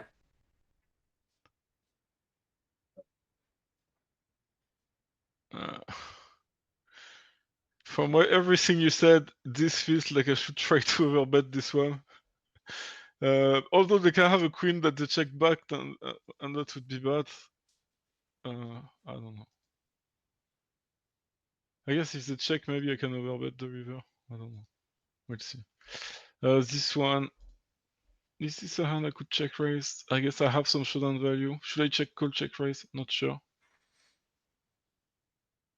I'm gonna fold it for now, but we can discuss this one. No, that's fine. Your hand is just too hopeless. It's okay. This one, I don't know. I don't feel I should fold, but maybe it's a fold. I don't have any clubs, so I actually don't really like the check. I think it's raise or fold. I'm not sure. Maybe it's a call. No, I think it's call or fold, not raise, but I'm not sure at all. I don't know. I would call. So his bet size is just very, very small. So Yeah. remember, you also beat like his king, queen, king, jack, Yeah. ace four, ace two. Your hand is just a bit too good to start folding flop. Like it's a low board, so your nine and your ace are not that bad. Like you're winning against his bluffs on the flop. He bet very, very small. You notice he bet like a big blind. He's doing the thing that I told you, remember? Like you bet a big blind, they don't know what to do, they overfold. He's not doing it. I'm not saying he's doing it on purpose. I'm just saying, Yeah. right? Like you need to defend ace nine off here. As bad as of a hand as it looks like, you also are not considering the fact that you can call flop, check turn, check river, you win sometimes. Yes, no, I the agree, run I out agree. comes out like 4 and then he checks a turn and you can bluff sometimes, right? So usually if there's a really small bet, you have to be like, there has to be nothing going through your hand. And I mean like nothing. I'm talking like Jack Deuce of diamonds, and even that hand has something. But like Jack Deuce of diamonds is like what I would start folding here because like, Yeah. it's so small. Like you can definitely defend ace nine. Genuine heuristic, when they bet small and you have 2 overcards, don't fold the flop. Yeah, Like, agree. that's the general heuristic for you. So if they bet small and you have 2 overcards, usually do not fold the flop. There are exceptions to this where the board is so coordinated, like let's say it's 6, 7, 8, and you have queen jack off, no suits, you should fold the flop because you just because it's so coordinated, right? Yeah. But in these like small paired board spots, if they bet small, you must defend the flop with basically all your 2 overcards. Yeah. Unless they're extremely bad, and this one is not bad enough. Yeah. One of the good things about this is that you don't need to bluff it later on lots of runouts. You can actually like take the showdown line and win. I don't know if you already said that. Sorry if you did, but yeah, I did. I did say that he has like he will just win against king queen, king jack quite often on the runouts as well, and just check down and win. And what would I bluff raise with? Well, you have loads of draws. Like you have 4, 6. You have 6, 7. You have clubs. You have. If I had ace 9 with the 9 of clubs, would that be good enough or not? too much showdown on this board. Too good. Yeah, it's too good to. Okay. So something like queen 6, queen 4, like cans like this as well, or like just 2 overcards with a backdoor, like 10, 9 of hearts probably is in there some, I would think. Yeah, there's a lot of hands you can check raise here. You can also check raise and should check raise small and mergier for value here. So you can check raise a 3, you can check raise 6s, you can check raise 7s, because most of the villain's range is non-pair, and again you get that value denial. So on like a low board, it's similar to leading turn. You know how we said like lead with a small sizing and a bit mergier. You also want to check raise a bit mergier, not as mergy as you'd lead turn obviously, because you're not facing a check, you're facing a bet, but still pretty mergy compared to like the big polar raise on the ace high board. Yeah, Jim H Poker is going to be coming on YouTube soon, making some content, writing some strategy blog, doing a mini challenge where you're clearly a very accomplished player from what you write, and I'd be happy to help promote that however I can. So if you want to come on the show at some point, do a stream, introduce yourself, I can help you gain a bit of publicity. Oh baby, it's still Pocket 3's month at Carrot Corner technically. The sale's still going on. Krista, you gonna get it? I don't know. Okay, so I feel there are lots of draws with merchant and some. I think I need to bet to raise hard. I'm gonna get folds very often, but just king 10, ace jack, ace 10. Alright, Pete's gonna hate me for this. And I'm not saying raise is bad, by the way. I think raise is fine. An alternate way of playing these spots, and I don't know if you'll hate me for this actually, is to call the flop and then lead turn. As stupid as that is. And that's because it's just a multi-way spot. People are not as aggressive. They fold a bit too much to the check raise as well. Now in this spot I would just raise, but there's a lot of spots where I've started to play weird strategies that work better against humans and don't make much sense to. I say they don't make sense. They're not conventional. So like in these spots where you think people are just gonna end up, because people aren't stupid, right? Like a reg isn't just gonna pile money in with ace 5 anymore, or ace 10, or ace king because he's got top pair, top kicker. You know, it's a 4-way spot. You're raising into 3 people, and one way I've found to get money out of people is just to protect, like just be a fish and just start leading on the turn and river, and just like not playing check raises with as much value hands. I wonder how much Pete hates that, but let's see. Was the better a reg the guy that bet the flop? I don't have anything on him. I think he looks reggy. It's kind of hard to know. Okay, can you see my screen? He's Yeah. got a long session going on. He looks reggy. He looks kind of He's a reg. Yeah. So I kind of agree that like if you raise and then go bet, like raise bet probably gets the fold very often from anything worse than like ace queen in this spot, honestly. Yeah, but isn't the target this guy? Yeah, but you will still target him by calling the flop and leading turn and river. Like he will still donate you money with ace 10 and ace 5. Yeah, no, I think And actually even makes an interesting point. Like if your line is going to make a similar amount, like when you're coolering ace queen, right? If your line will make a similar amount from the reg, but you scare the reg off of ace king ace jack less often, it may well be fine exploitatively. I obviously, like, theory, there's multiple objections to it because like the formation of a leading range on the turn after calling flop and Stupid. blah blah blah. But like, yeah, I can see how that has some merit exploitatively. I would just say it's the sort of thing that personally as a coach I might not bother. If I did do it, and I don't do it, but if I did do it, I don't know if I'd want to coach it yet. I'd want you to be thinking like, what are the mandatory urgent check raises out of position? I found one good. That'd be the first box to check, and then after that we could think about like these kind of exploits. But yeah, I don't think you're wrong, actually, not at all. No, yeah. I mean, I completely agree. The standard way is to raise bet and like bet again. Yeah. It's just I found that people, I mean, and rightfully so, people are very scared in this spot because you blood from a stone, isn't it, against the reg? Yeah, this spot. Yeah. Like we're not clanty, we're not raising like 3-5 and like finding some. I've done a lot of bullying in my lifetime. Yeah. But yeah, so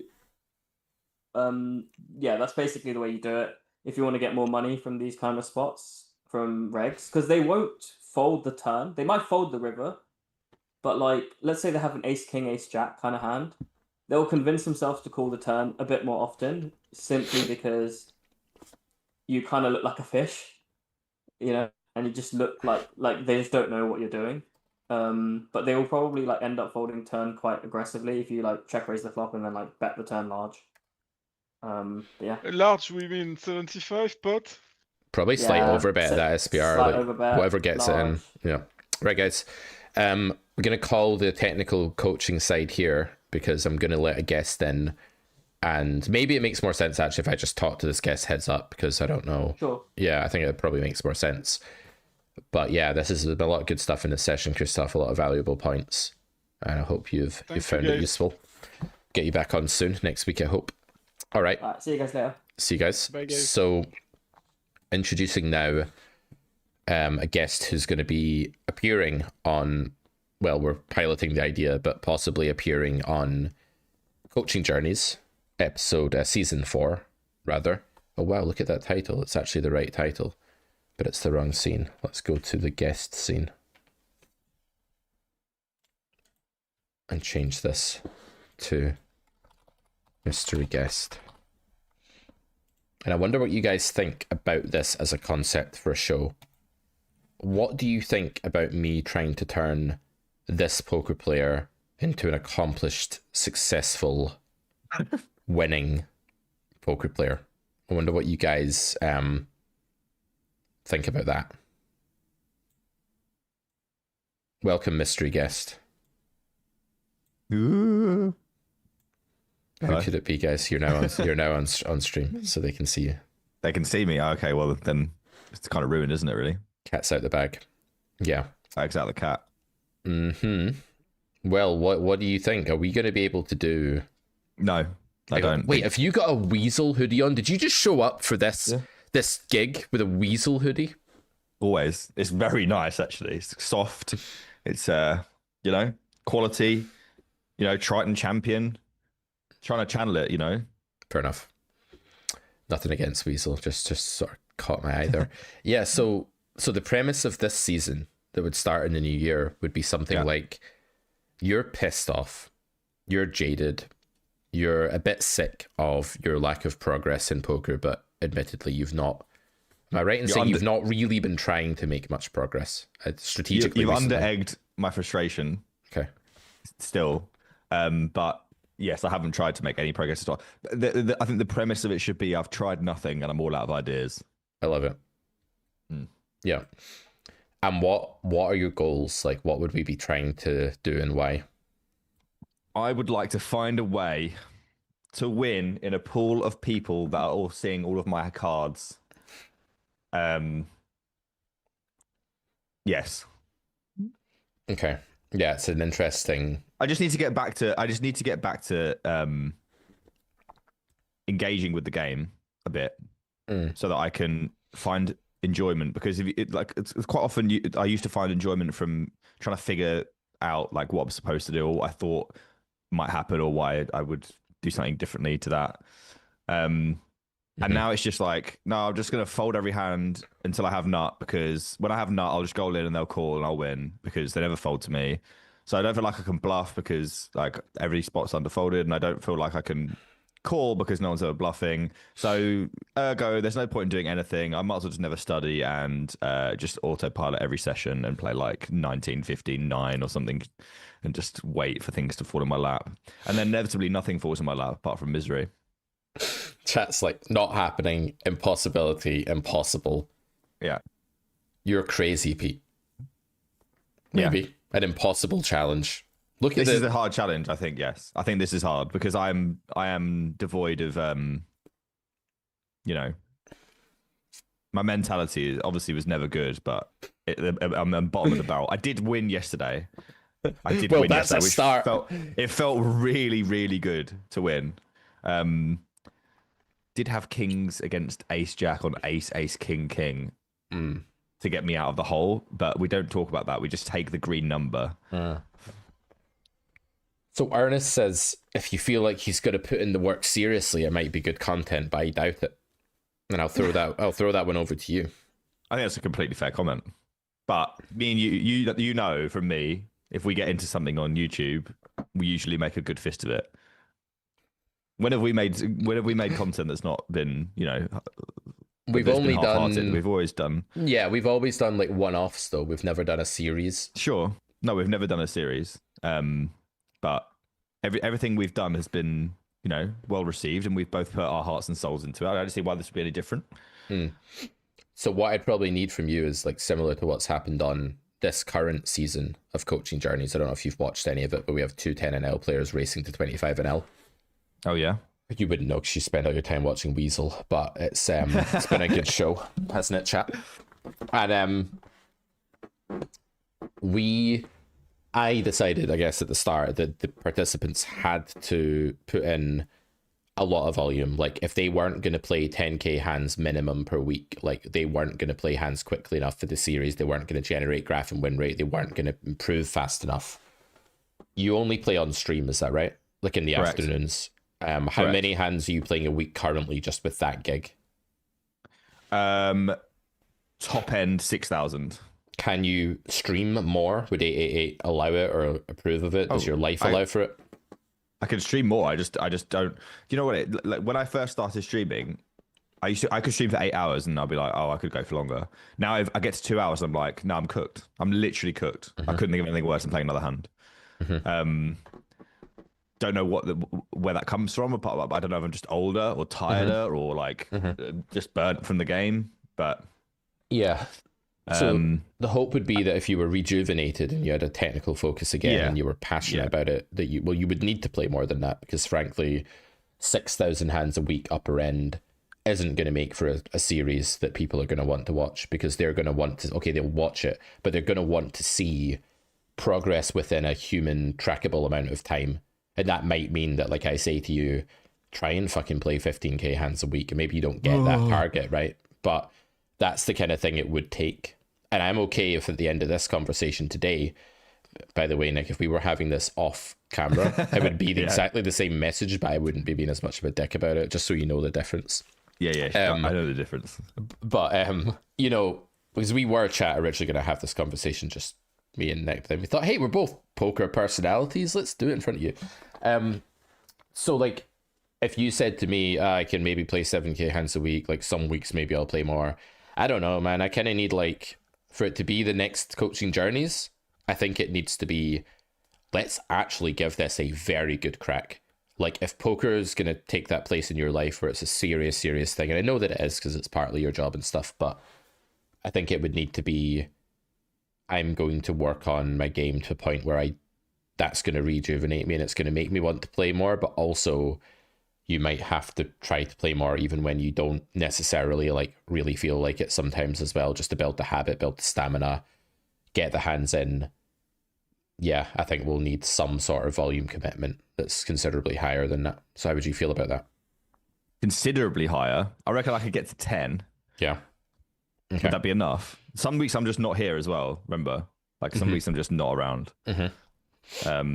They have like 10 trips next year, so I don't know. So like 2 weeks off or something in the first. So if we recorded 10 episodes, it would maybe take 12 weeks instead of 10, or 13 weeks instead of 10, or something like that. That's fine. That's workable. Yeah. Yeah.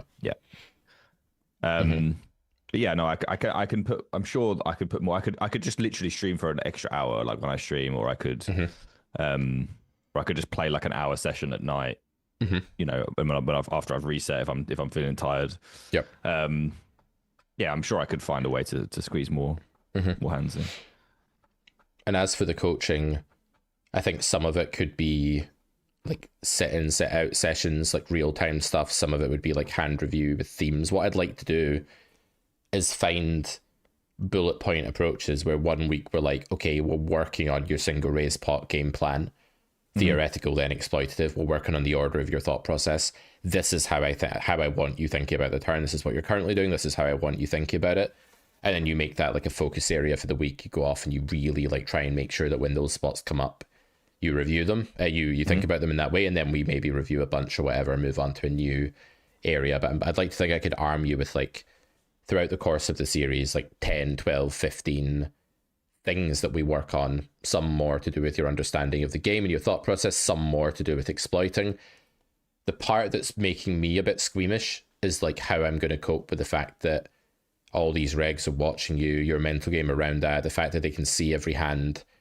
It's going to throw a spanner in the works, right? And it kind of makes things... Well, you've got to be challenged as well, haven't you? Yeah, I suppose. And it's just like, that's the reality of the situation. That's why I'm here. Like, if this wasn't my reality, then I'd probably be much better off in poker already. So, you know, in a way, the series is coming about based on the fact that I'm getting bum hunted to shit, and every hand is weird as fuck.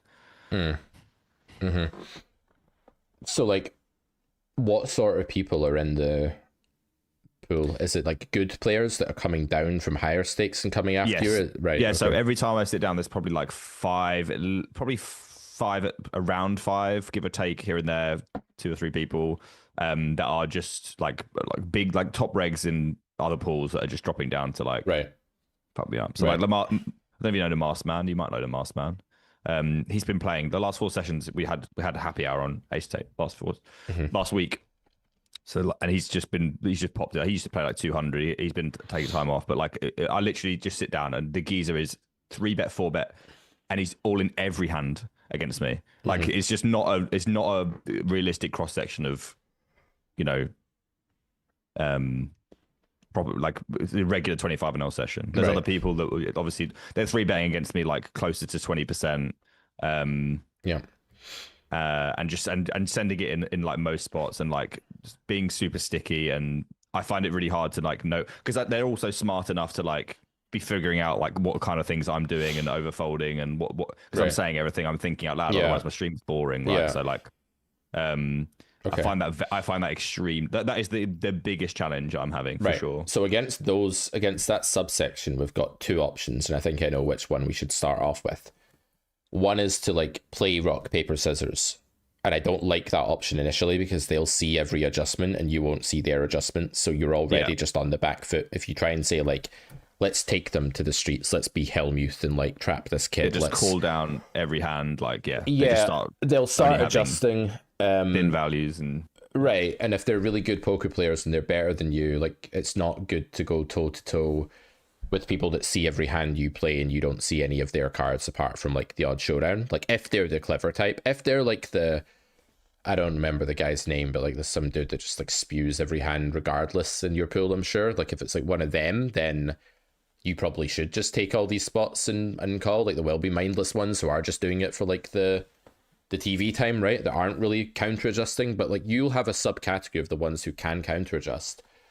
And the second option and better option against them is to learn like really solid poker and what that looks like, and not be worrying too much about exactly how balanced you are, but doing your best, but also learning like what hands fit what jobs. How do I play like a good range against these people, and having that to fall back on, so that the minute you're in a pot with them, you don't have to go into this tortoise defensive, I'll just sort of like knit it up and hope good things happen mode, nor do you have to like freak out in another way. You can just say, I'm just playing this game that I've already pre-prepared and I know it's okay against their strategy regardless of what level they're on today or what they think of me, and you just execute that against them, and then it just frees up all that mental space for you to focus on where the edge actually is, because the edge isn't against them. If this game's beatable, it's not because you're going to destroy those guys that are stepping down from 500, you know? No, I agree.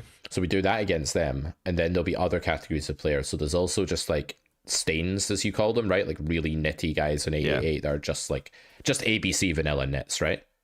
Yeah, like there's some egregious stains. Right. And against them, we're going to play a hyper exploitative farming, mining, chiseling away at them game where we don't stack off. We don't give them money for no reason. And we also just pick away at them continuously, and we strike the fear of God into them in the right spots. We bulldoze their range and get range folds and stuff like that. We do that. Because I don't think they're like viewers who are adapting mostly. Maybe some of them are. Are the stains like viewers? Are they in chat? Or are they like just in their own quite world? Funny actually. Yeah, there's someone that plays 15-3-2, like a really solid 15-3-2. And I've been playing it for a while, and obviously knowing me, like I've been like, fucking hell, this person's absolutely disgusting, like properly gross. And they're like quite often they basically every time they have something they just pot or overbet. Like if they're out of position, donking, doesn't matter. Like they'll just pot or overbet every time. So I've said some things about them, and then I went to A-State Live UKPL in Coventry, and I was sat across this woman. She's about 60 or 70. She was like, "I'm this person from the pool." Right. She's like, "You're not very nice about me." I'm like, "Oh shit." I'm like, "Yeah." She was actually quite nice about it. She's like, "Oh no, I think it's funny." And I was like, it's nothing personal. It's all stains. So even those people, I don't know. I can never assume that someone's not watching. Like even the egregious. There's one of the stain that's like not as stainy, but like they'll tank every spot against me just to waste my time. So it's carnage. Yeah. Every angle, every orifice.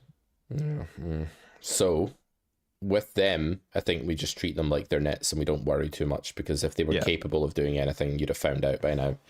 Yeah. So I think we just treat them like we can run them over in most spots, and we don't worry about if there might be the repercussions sometimes, right? But I'm not even talking about the stain is condensed down to having 2 pair and you're trying to get them off that on river. I'm not talking about like tripling someone who has over pairs or going raise bet against over pairs. Like that isn't what I'm thinking.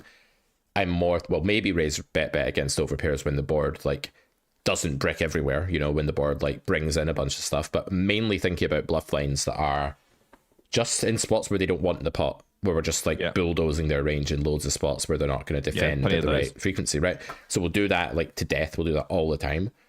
And then there's going to be like fish, right? Whales, fish, like true recreationals, Those are the only ones that are keeping me like solvent. Yeah. The amount of that actually drives me insane. Like I say this all the time. The amount of donations I get, like some of the hands I win are utterly bonkers. I'm still like consistently losing. It blows my fucking mind. Like I know that I'm not running particularly well against regs. I know I'm getting bulldozed in some spots by like these people that are coming down and just attacking me because I don't have the toolkit to deal with them. But like it does blow my mind that I'm getting some of the hands that I'm winning, and I still can't win. It's actually quite concerning. I play against Jay. You know Jayhawks, don't you? I think you said to me, no. I'm pretty sure I've worked with him before on this game. I don't know if I should say that actually publicly, because it's like, I don't know. Maybe it's the same person. Sure. Well, like I don't know what they are. They're some sort of reg, but like fucking hell, they play. There's some of the hands that I lost like 4 binds in this session, but they gave me like 3 binds, and I was just I couldn't work out if they were like bum hunting me or whether they were just like pissing about, or whether they usually play 500 or whether they usually play 10. Like it was like, what are you doing? I don't know what's going on. I can't figure some people out. Some people I can figure out and I don't know what to do with them. And then there's just a bunch of people that are just literally giving it away. I need to see more of the pools. I think we need to do some stream sessions where I'm there beside you. Like the thing with the hand histories before was like, you would give me a list of reads. I'd be like, God, that's so hard to imagine the dynamic and stuff like that. I think for now, like, can you color code people? Do you color code people? I do color code, yeah. So very aggressively color coding people. Do you do it emotionally and out of like vitriol, or do you do it out of like objective player types? Bit of column A, bit of column B. Right, okay. So why don't we go more column B and say, like, All right. here are the guys that are moving down, are like really good, and we'll readjust competently, and we play our base solid GTO game against them or whatever it is. Here are the guys that are stains, here are the guys that are fish, and here are the guys that are like coming for me but aren't very good, and we have like a different player tag for all of them. Okay, sure. And we build a game plan against all of them. What are you doing for the next half an hour, and could you like open an 888 table and share your screen so we just have like a bit of fodder to talk about, like in the as a prequel? I have to see if the game is running. Yeah. I can check. Yeah. Would you guys like to see that? I do have plans to go to the gym. Oh, okay. Shortly. I'm coaching at 3, so I need to hop off at quarter to 3 anyway. But if you've got like 20 minutes, half an hour. If not, don't worry, we can do it another time. Oh, I got 20 minutes. Let me just see if there's the game running. Yeah, if you're not committed enough to have 20 minutes, you know, that's okay, mate. Don't worry about it. Yeah. Guy said this to me once. I went for a job interview when I was like 20, and it was some bullshit sales thing. And the guy was like, come in and see what we do tomorrow. And I was like, I'm going to the pub tomorrow. And he was like, how dare you, as an unemployed person, say you're going to the pub? And I was like, I just walked out at that point. Don't tell me when to go to the pub. For some reason, it's logged me out. So if you give me a second, I can load the table. Extra says, everyone's gonna be really confused. Extra says, poker's about destroying fish, trying to do as best you can versus regs and beating the rake. Yep. That's fair. Why don't you do 50-50 on and off stream? I don't think it... Does it make sense? Does it make sense for you to play 50% your volume off stream? Does that even make sense? Like I haven't played a hand off stream in nearly 2 years. Mm-hmm. Yeah, so do you make more money / you're doing a better job at your role if you're just streaming more? So that's why you stream more, or what's the deal? It's not I'm streaming more. It's I'm streaming what I'm paid to do. Streaming what I stream, and then that's all I want to do. Right. So if you that's all I've That's all I've wanted to do. So you could so if you added volume, would you rather add stream volume or like not stream volume? I would rather probably make sense to add stream volume, but at the same time, I wouldn't mind adding a little bit. Like there are some times in the evening where, like, my partner's asleep, and I could, instead of playing video games, I could play a session. Yeah. For example, because that's when I'm awake like the most. Like honestly, I feel so exhausted. I don't know. I mean, you have a kid. I don't have a kid. I sleep until I can't sleep anymore, and I'm still exhausted.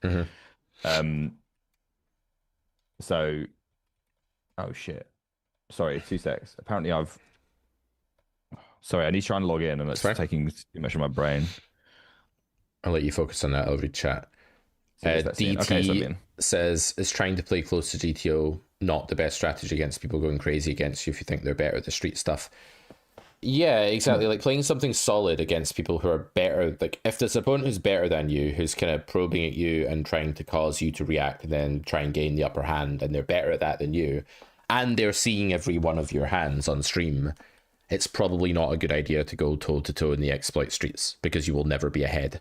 And that's why retreating into a fortress of just like, this is my game, it's roughly not that exploitable, and it's solid, and I use the right combo for the right job, it's probably the right way to go there, to limit any damage and, you know, do okay against them.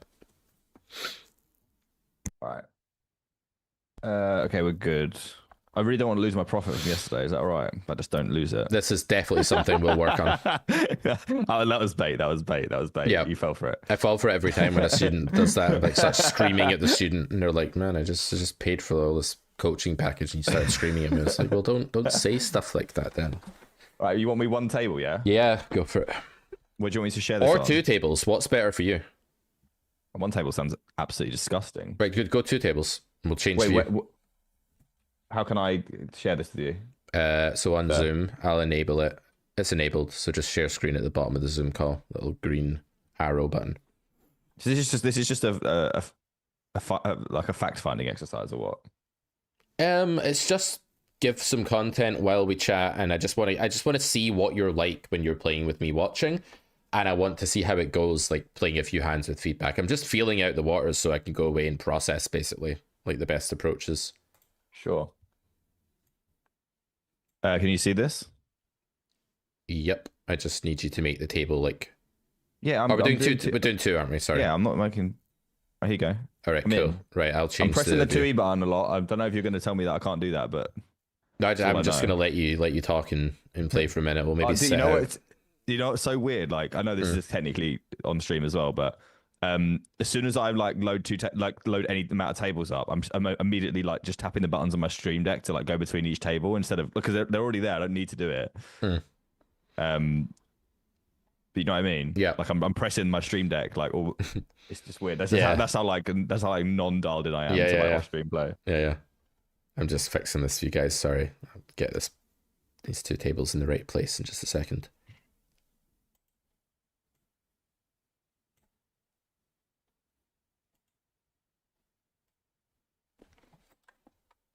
This player runs away all time from me. I don't know why. I'm not scary.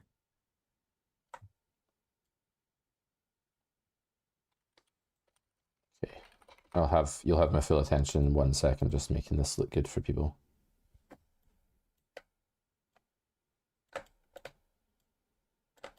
Still about 22 hours left of the Carrot Corner 33% off sale, guys. Biggest one we've ever done. Don't miss this opportunity to start your poker education on the right foot. You can save hundreds of pounds, even more hundreds of dollars. That's my plug, Nick. Hundreds of pounds, even more hundreds of dollars. That is actually quite good. I don't know pre-flop, by the way, so if you see anything, you can let me know. Cool. Just guessing. I've done a lot of bullying in my lifetime. Yeah, I've been bullied a lot. I've been bullied a lot in my life. I've done a lot of bullying in my lifetime. Did you miss that Clancy moment from my recent video? I saw that on the short. It was amazing. So good. In my head, because I'm like, not my brain isn't working yet for the day. I was just like, where have I seen that? It's like from a film. Like, am I going to sound stupid if I ask him if he's seen that before? And then it's your video. Yeah. Oh, you've seen that as well, mate, yeah? Yeah. What stake would this be at? It would be 25, right? 25, yeah. Okay. Right, let's get you to talk through just what you're thinking. Sure. As you play now. Peeling this 10-9 off buggy. Flopping a pair. Is that good? Yeah, that's the sort of thing. Oh, you're not on the webcam properly. I better fix that too. Keep going. I think probably fold. Half pot's a bit scary. Probably just folding. This doesn't seem like I don't even know what I want to see.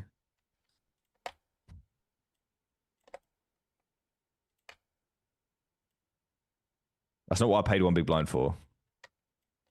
Checking back. Turning top pair. This is good. Yeah. I'm sorry. I'm still making it look good. All right. Should have prepped this a bit better, but there we go. That's not so bad. Okay. Okay. Right. We are going to pass.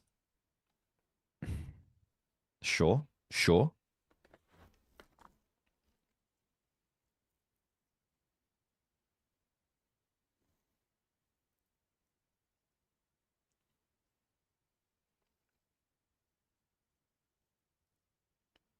See, I feel like I'm saving money in these spots, but some people would maybe disagree with me. I'm going to peel this one and check back river if possible. I think I win here like good chunk. That's good. So when you say I feel like I'm saving money, but some people would disagree, what did you mean by that? Like when I'm like some of the spots I'm folding in are like just seem so ridiculous, and I'm like firmly confident that I'm saving money by folding, so I just fold anyway, and then I just get shouted at in like 3 different YouTube chats because I do a vertical stream now as well, so I've got 3 chats that people telling me that I'm shit. There's been some spots where I'm folding some pretty egregious stuff, and then like I'll end up calling a spot and they're just full of shit, and it just makes me think, oh, how long have I been doing this for? Yeah. It's fixed now, guys. We've fixed the cameras. Sorry about that. That was a mess. Okay, can we pull up a hand? Show me what it looks like when we pull up like a replayer, and we'll try like a hand review. Cool. Yeah. So the right hand table, maybe. This. What do you want? And then if you're doing that, sit out so we can, after this hand, obviously, then we can discuss. You want me to sit out? Yeah. Just when we do hand reviews. We're just sort of like feeling it out, just like practicing the format here.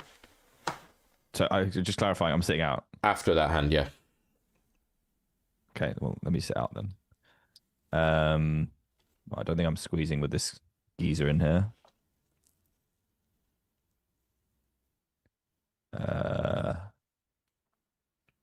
Close. Probably muck. Yeah, very close. Go back to the The fives hand. So was it that hand where you said, I feel like I'm saving money here? Was that the hand where you had like the, what was it, fours or fives or whatever? No, it was king 10. That was the king 10 fold, yeah. Okay. Yeah, this one. Pull up both of those then, the fives hand and the king 10 hand, but we'll do them whatever one first, yeah. And pull This it like one. onto like where one of your tables is, sort of exactly, so it works for the stream. Is that good? Like pull it onto like, so it's overlapping exactly with one of your tables. Yeah, I that's can't good. do that because it's a different size, but Yeah, that's fine. Yeah. Like that. Yeah. Okay. Okay, so we're button versus small versus big here. yeah, we go multi-way a lot, by the way, and there's Okay. a lot of cold call three-way pots. Okay. Yeah. Yeah, so I check back the flop, which I think is obviously good, and then we see overbet on turn from some sort of reg. Yeah. Okay. I'll just flick it in the muck.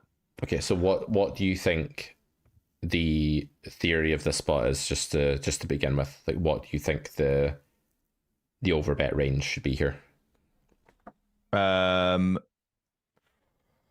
Sets 6-4, 10-7, 7-5 suited, 3-5 suited. Yeah, 2 pair plus. Mm-hmm. So there are a lot of value hands. It's definitely not a spot where villains like starved of value hands. But the main question, when you face aggression, the thing we're going to want you to be doing in this series is partially when you're pre-river, you'll be assessing like the strength of your catcher, right? Like, what's my redraw like? What are my blockers like? What's my frailty / sturdiness like for that catcher? So just assessing the objective strength of the catcher. That's one thing. And then the second thing we would do is assess how likely it would be to be overbluffed, underbluffed, and that thing's much more important. So I'd actually like to start with that. So if you imagine how a reg will construct the overbet leading range here in this game, just like the average reg, I'm assuming this isn't like one of the like really good guys that's coming down to fight you. Or No, anything this like is that. this is the one that actually actively avoids. It's probably the only one that actively avoids me. Okay, so it's like an more ABC, like classic 25 vanilla reg, would you say? I don't play against them very often anymore because I it's not that they avoid me on the tables, it's that I sit down and they just leave. I don't know Okay. if it's a coincidence, but it's Okay. happened a lot. Okay. So what do you make of this then from that player type? Overbluffed, underbluffed. I'd imagine it's underbluffed. I can imagine. I can see why it would be good to do this with like 8-9 and 8-6. I just don't know that they are. I don't know. And doing this with 8-9 or 8-6 wouldn't constitute overbluffing, right? That would just mean that like No. some bluffs are being found. So for this to be overbluffed, there need to be like a lot of gut shots, like just king 6 at a very high frequency, queen 4 at a very high king frequency. 6 of diamonds maybe as well, which is Okay. And the bluff catcher itself, like what do you make of this hand? I mean, I'd just rather not have a king of diamonds, I guess. So King of Diamonds kind of works both ways. Like, sure, it blocks some of their bluffs. That's probably what you're thinking. Equally, if you hit a king on the river, which is not that great against the overbet range, because the overbet range has like kind of got quite a lot of sets and straights in it. But if you do hit the king on the river, it can't be a diamond now, which makes like your ability to value bet against worse 2-pair better and things like that, right? Like your EV is higher on a king river. And they will hit a flush less often, obviously. So the cooler situation where like the king of diamonds comes and you hit 2-pair can't happen to you when you have the king of diamonds. So from a theory standpoint, it's not clear that this is like a bad thing, actually. There's a good side to it as well. But what about like just the hand in general? Like, do you think it's better here to have king 10 or better here to have queens? King 10 is better than queens. Right. Yeah. And what would be better than king 10, like as catchers go?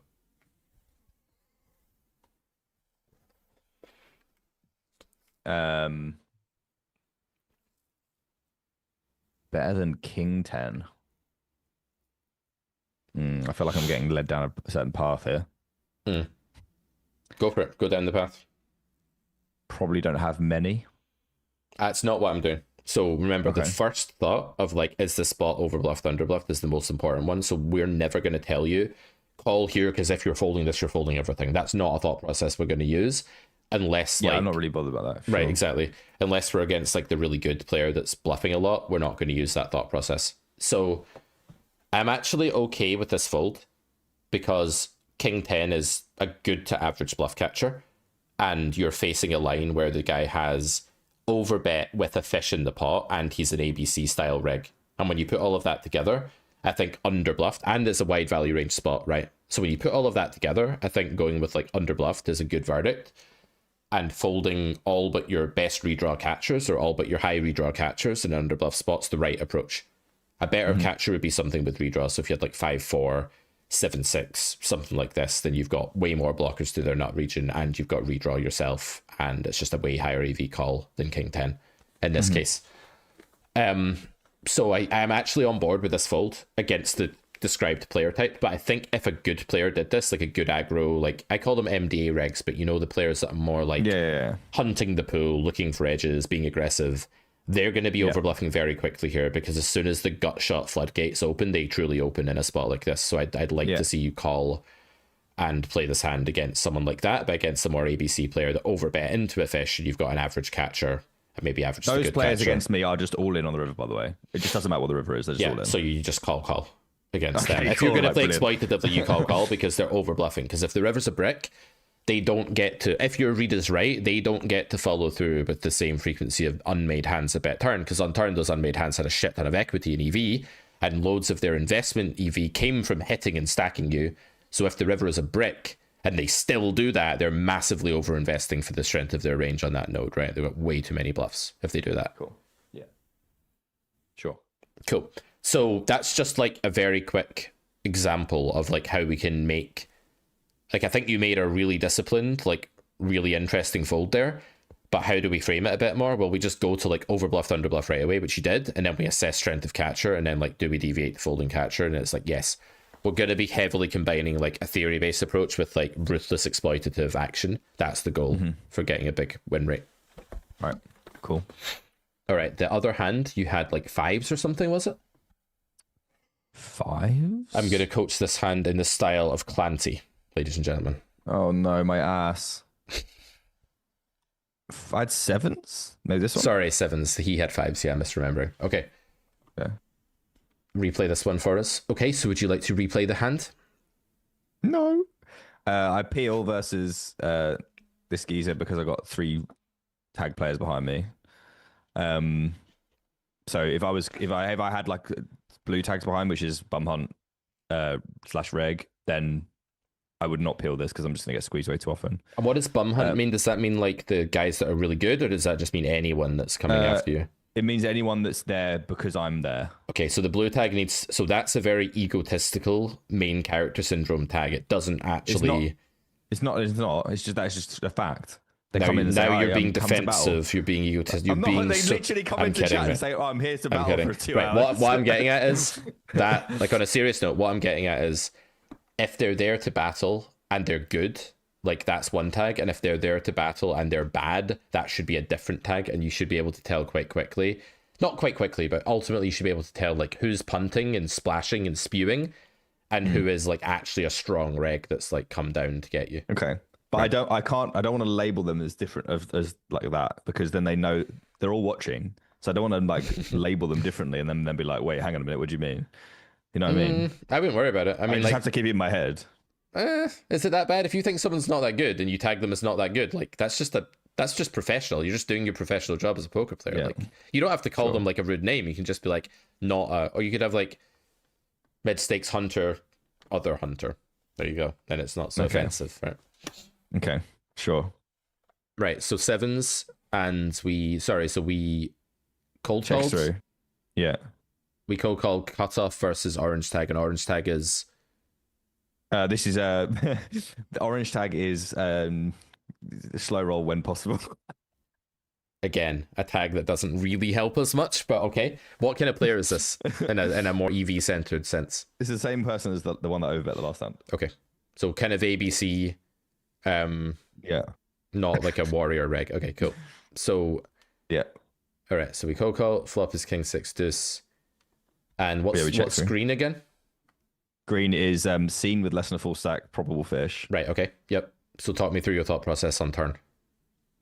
Turn, this guy's just gonna be stabbing way too much random crap. So I'm just ahead of like a bunch of like 6-5, 7-6, pocket 4s, pocket 5s, flush draws. So I'm just never folding. Yep. And then I just don't imagine I could value bet river, so I just check. Interesting. So I think check is good, but I think the hand's much closer to a bluff than a value bet. So it's interesting that you sort of said, I don't think I can value bet, therefore check. No, it's definitely not close to a bluff. In my mind. Right. No, if I was betting here, it'd be extraordinarily thin value. And you'd be betting tiny if that was the case, right? You'd be betting small. No, Daddy Ben would not like that. No, I'd be betting 2/3 pot. Okay, so. But I didn't consider it. In like, position. If I was going to bet here and you forced me to bet, I'd bet 2/3 pot. Right. So Daddy Ben's not here right now. Maybe he's watching, but he's not on the stream with us. And while it's theoretically like not very necessary to reopen third pot in position on the river, there are times against fish specifically where your hand is just worth third pot and not more and not less. So this isn't it. This is a check. I think you're right that you just win very often here against a 6, 5s, 4s, a 3 random hand. And Velen will sometimes just hit an ace on the river and check as well. Right. So I don't think this is anywhere near like a bluff or a value bet. But in my mind, like if you went, when Velen snap checks river, if you went huge here, like 2x pot, you would be bluffing and it would be clearly just like a bluff candidate for that sizing. If you went quarter pot, I think it'd be way too thin, but it would be a value candidate. So you can kind of consider bluffing in these spots and maybe you reject it. But for it to be on your radar, you just need to think that like you need a lot of fold equity from better hands, but you need to think that the better hands in Villain's range were folding like, say you go 2x pot, right? You're gonna need like 2/3 fold equity to break even against specifically the hands that beat you. And then, I don't think there's enough of that. I don't think there's enough like 8s, 9s. It's not totally clear a king will fold. Like I'm not saying you should do that, but that's the thought process, right? Just to put it on your radar, like is betting higher EV than checking? I think not. I think this is a really well played hand by you. But yeah. Anyway, kind of boring spot, but just Super wanted to boring. touch on it. Yeah. Let's play a few more before we wrap up. Oh, Obitania, please give me a stack. That's right, Addy. When we're looking at bluff catchers, the theory of a bluff catcher, this is in grade 2 lectures 7 and 8 of Carrot Poker School. The theory of like telling a good bluff catcher from a bad one is all about improvability, robustness when ahead, and blocker potential positive weighed against negative. That's just the theory side.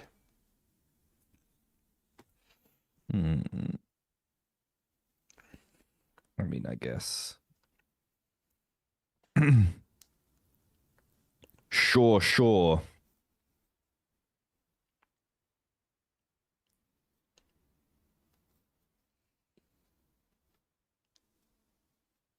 Oh, Britannia is like a monster whale, by the way. Oh. I don't give a fuck. We're peeling. I just refuse to fold to Obitania.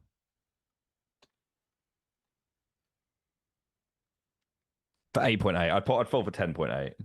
I'm not folding for 8.8. Especially when Cape is just going to mark. Peel.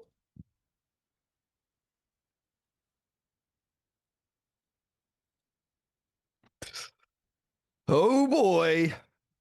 Yeah, I mean, obviously cool. Nothing to think about. Not the very good river. Maybe the worst river.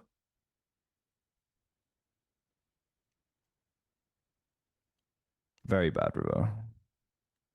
Oh, Britannia. Yeah, I mean, this is another thing. Like, I feel like no one ever checks. Everyone's just all in every hand against me. I just don't see how I can justify this. I'd have folded much quicker if you weren't watching. So I'm just going to fold. Yeah, really gross run out. Okay, let's look at that one. Sure.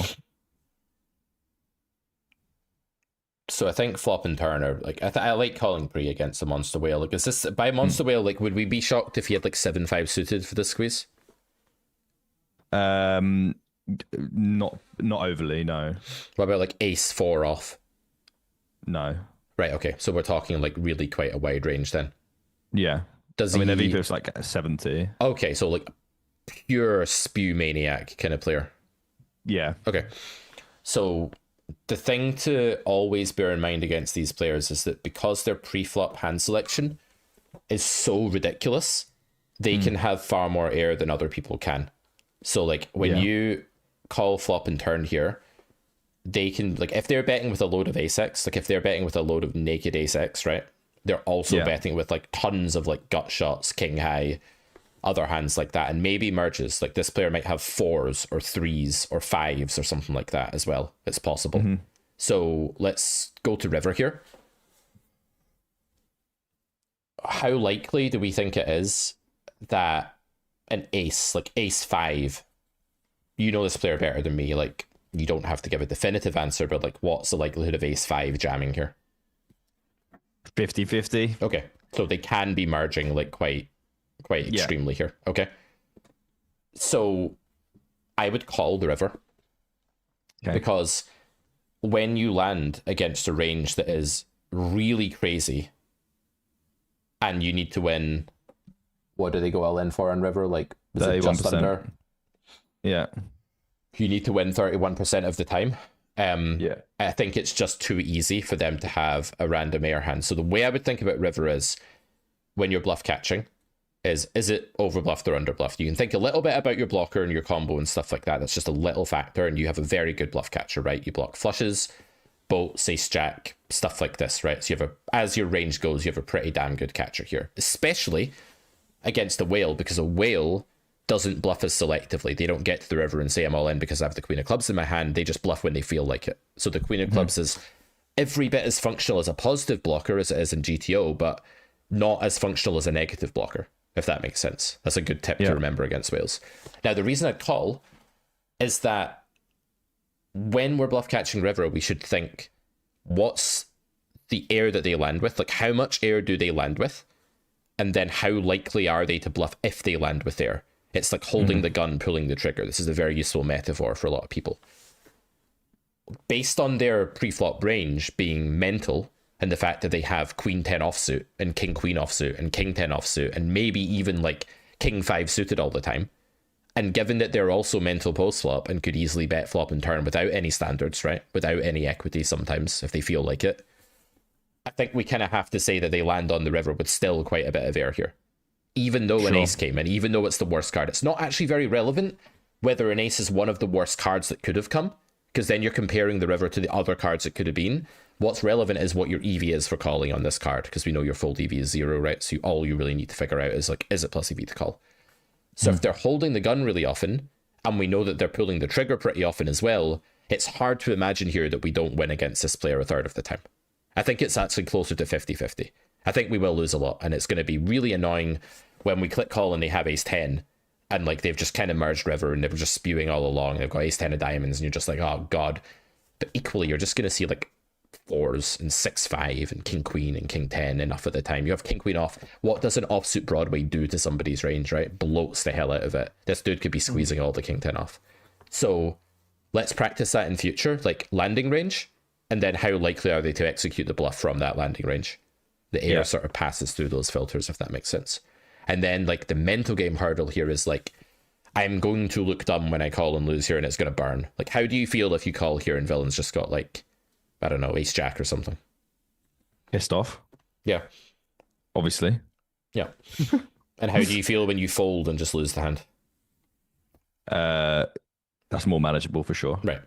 So we gravitate towards the thing that's manageable, and we don't like the thing that isn't manageable. And we know you've got a history of like being pissed off on stream. That's your whole premise. It's your whole selling point, right? So we know that. So we may have to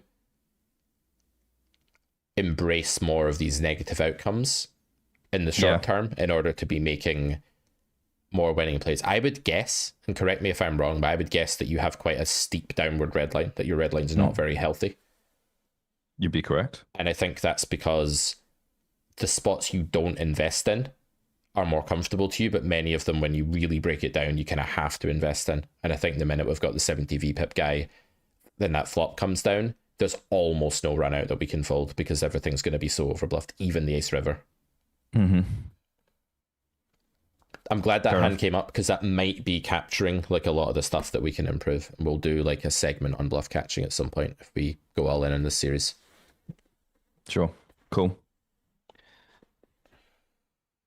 Annoying. I wish it was a brick, so I could just flick in the call. Don't have to worry about it. Yeah, but it's good that spot came up because that spot forces you to analyze. If it's a brick, it's easy because it's just a whale that's clearly way overbluffing. The ace makes it closer to not overbluffed, but like how close, and that's where the analysis comes in. Yeah. Starting range. Like the reason a pro will call a whale there, in my mind, is because the view of their starting range is super accurate. They've got this crystal clear picture of all these random hands that can just make it through all these filtering gates and still be there. But it takes a special player to want to call that down against. All right, so chat, I don't know what you think about this. Let us know. And we can actually embark on this start of next year. We can do some streams, some videos. Is this something you'd like to see? I'm happy to do it, Nick. If you're happy to do it and you're all in on it, I'm happy to do it. Yeah, no, for sure. This guy said turn call can't be good. Is he not? He's not talking about that Queen Jack, is he? It can't be because that's against an absolute maniac 70 VPIP. What does it matter? Who's against? How can I possibly fold the turn? You can't, but like that's what makes me think he can't be talking about that hand. I don't know. Maybe he is. Yeah. All right. This is another thing. Like everything I do, it's fucking someone's got something to say about it. Right. This is so hard, and I struggle with this as well. But we're going down. Yeah, exactly. We're just gonna need to find a way to like. Don't you fucking dare ask me that! I swear to God, I will not move down. It doesn't matter what it is. 10 or 25 makes no difference. I'll be the same person. But as you get more secure about your decision making, and like as we get into the groove of this, I think you're going to care less and less what random people in chat say. Yeah, that's good. That's what I need. That's what I need. That's why I'm prepared to invest the time, so I don't feel like I feel every day. Yep. That I play. And there will be some stuff you have to do, like some analysis you're going to have to do off stream. You might have to practice this a little bit. I know you're not a studier. I'm not going to ask you to sit down and study for hours on end, but there may be like regular routines, pre-session warm-ups where we do like a certain couple of things quickly. I don't know. As long as you don't ask me to meditate or think about my feet, we'll be fine. No, Jared's not here today. All right, man. Right, I'll let you get off, and I'll just say goodbye to the stream, and then we'll update people in the new year about this. Yeah, sounds good, man. Thanks a lot for your time. Appreciate it. Yeah, let's get some confidence back. Let's do it, man. Let's do this. Cheers, mate. See you later. Looking forward to it. All the best. See you later. Bye-bye. Bye. Hey, chat. So now he's gone. You can let me know what you really think about that show. Should I do it, guys, or should I just stick to making normal videos? Let me know what you think in the comments. So yeah, I'll wrap up there. I've got a coaching session. We have just under a day left of the Black Friday sale at carrotcorner.com. Everything's 33% off. Check it out. And I will stay here for a minute. We're on a delay, so I'll stay here for a minute and I'll engage with you guys in chat. If you've got questions about that series with Easty, if you've got questions about the sale or our content or anything, I'll hang around for a minute as I get ready for my coaching session here today. So yeah, we'll catch you for more streams soon. Take it easy. Bye bye.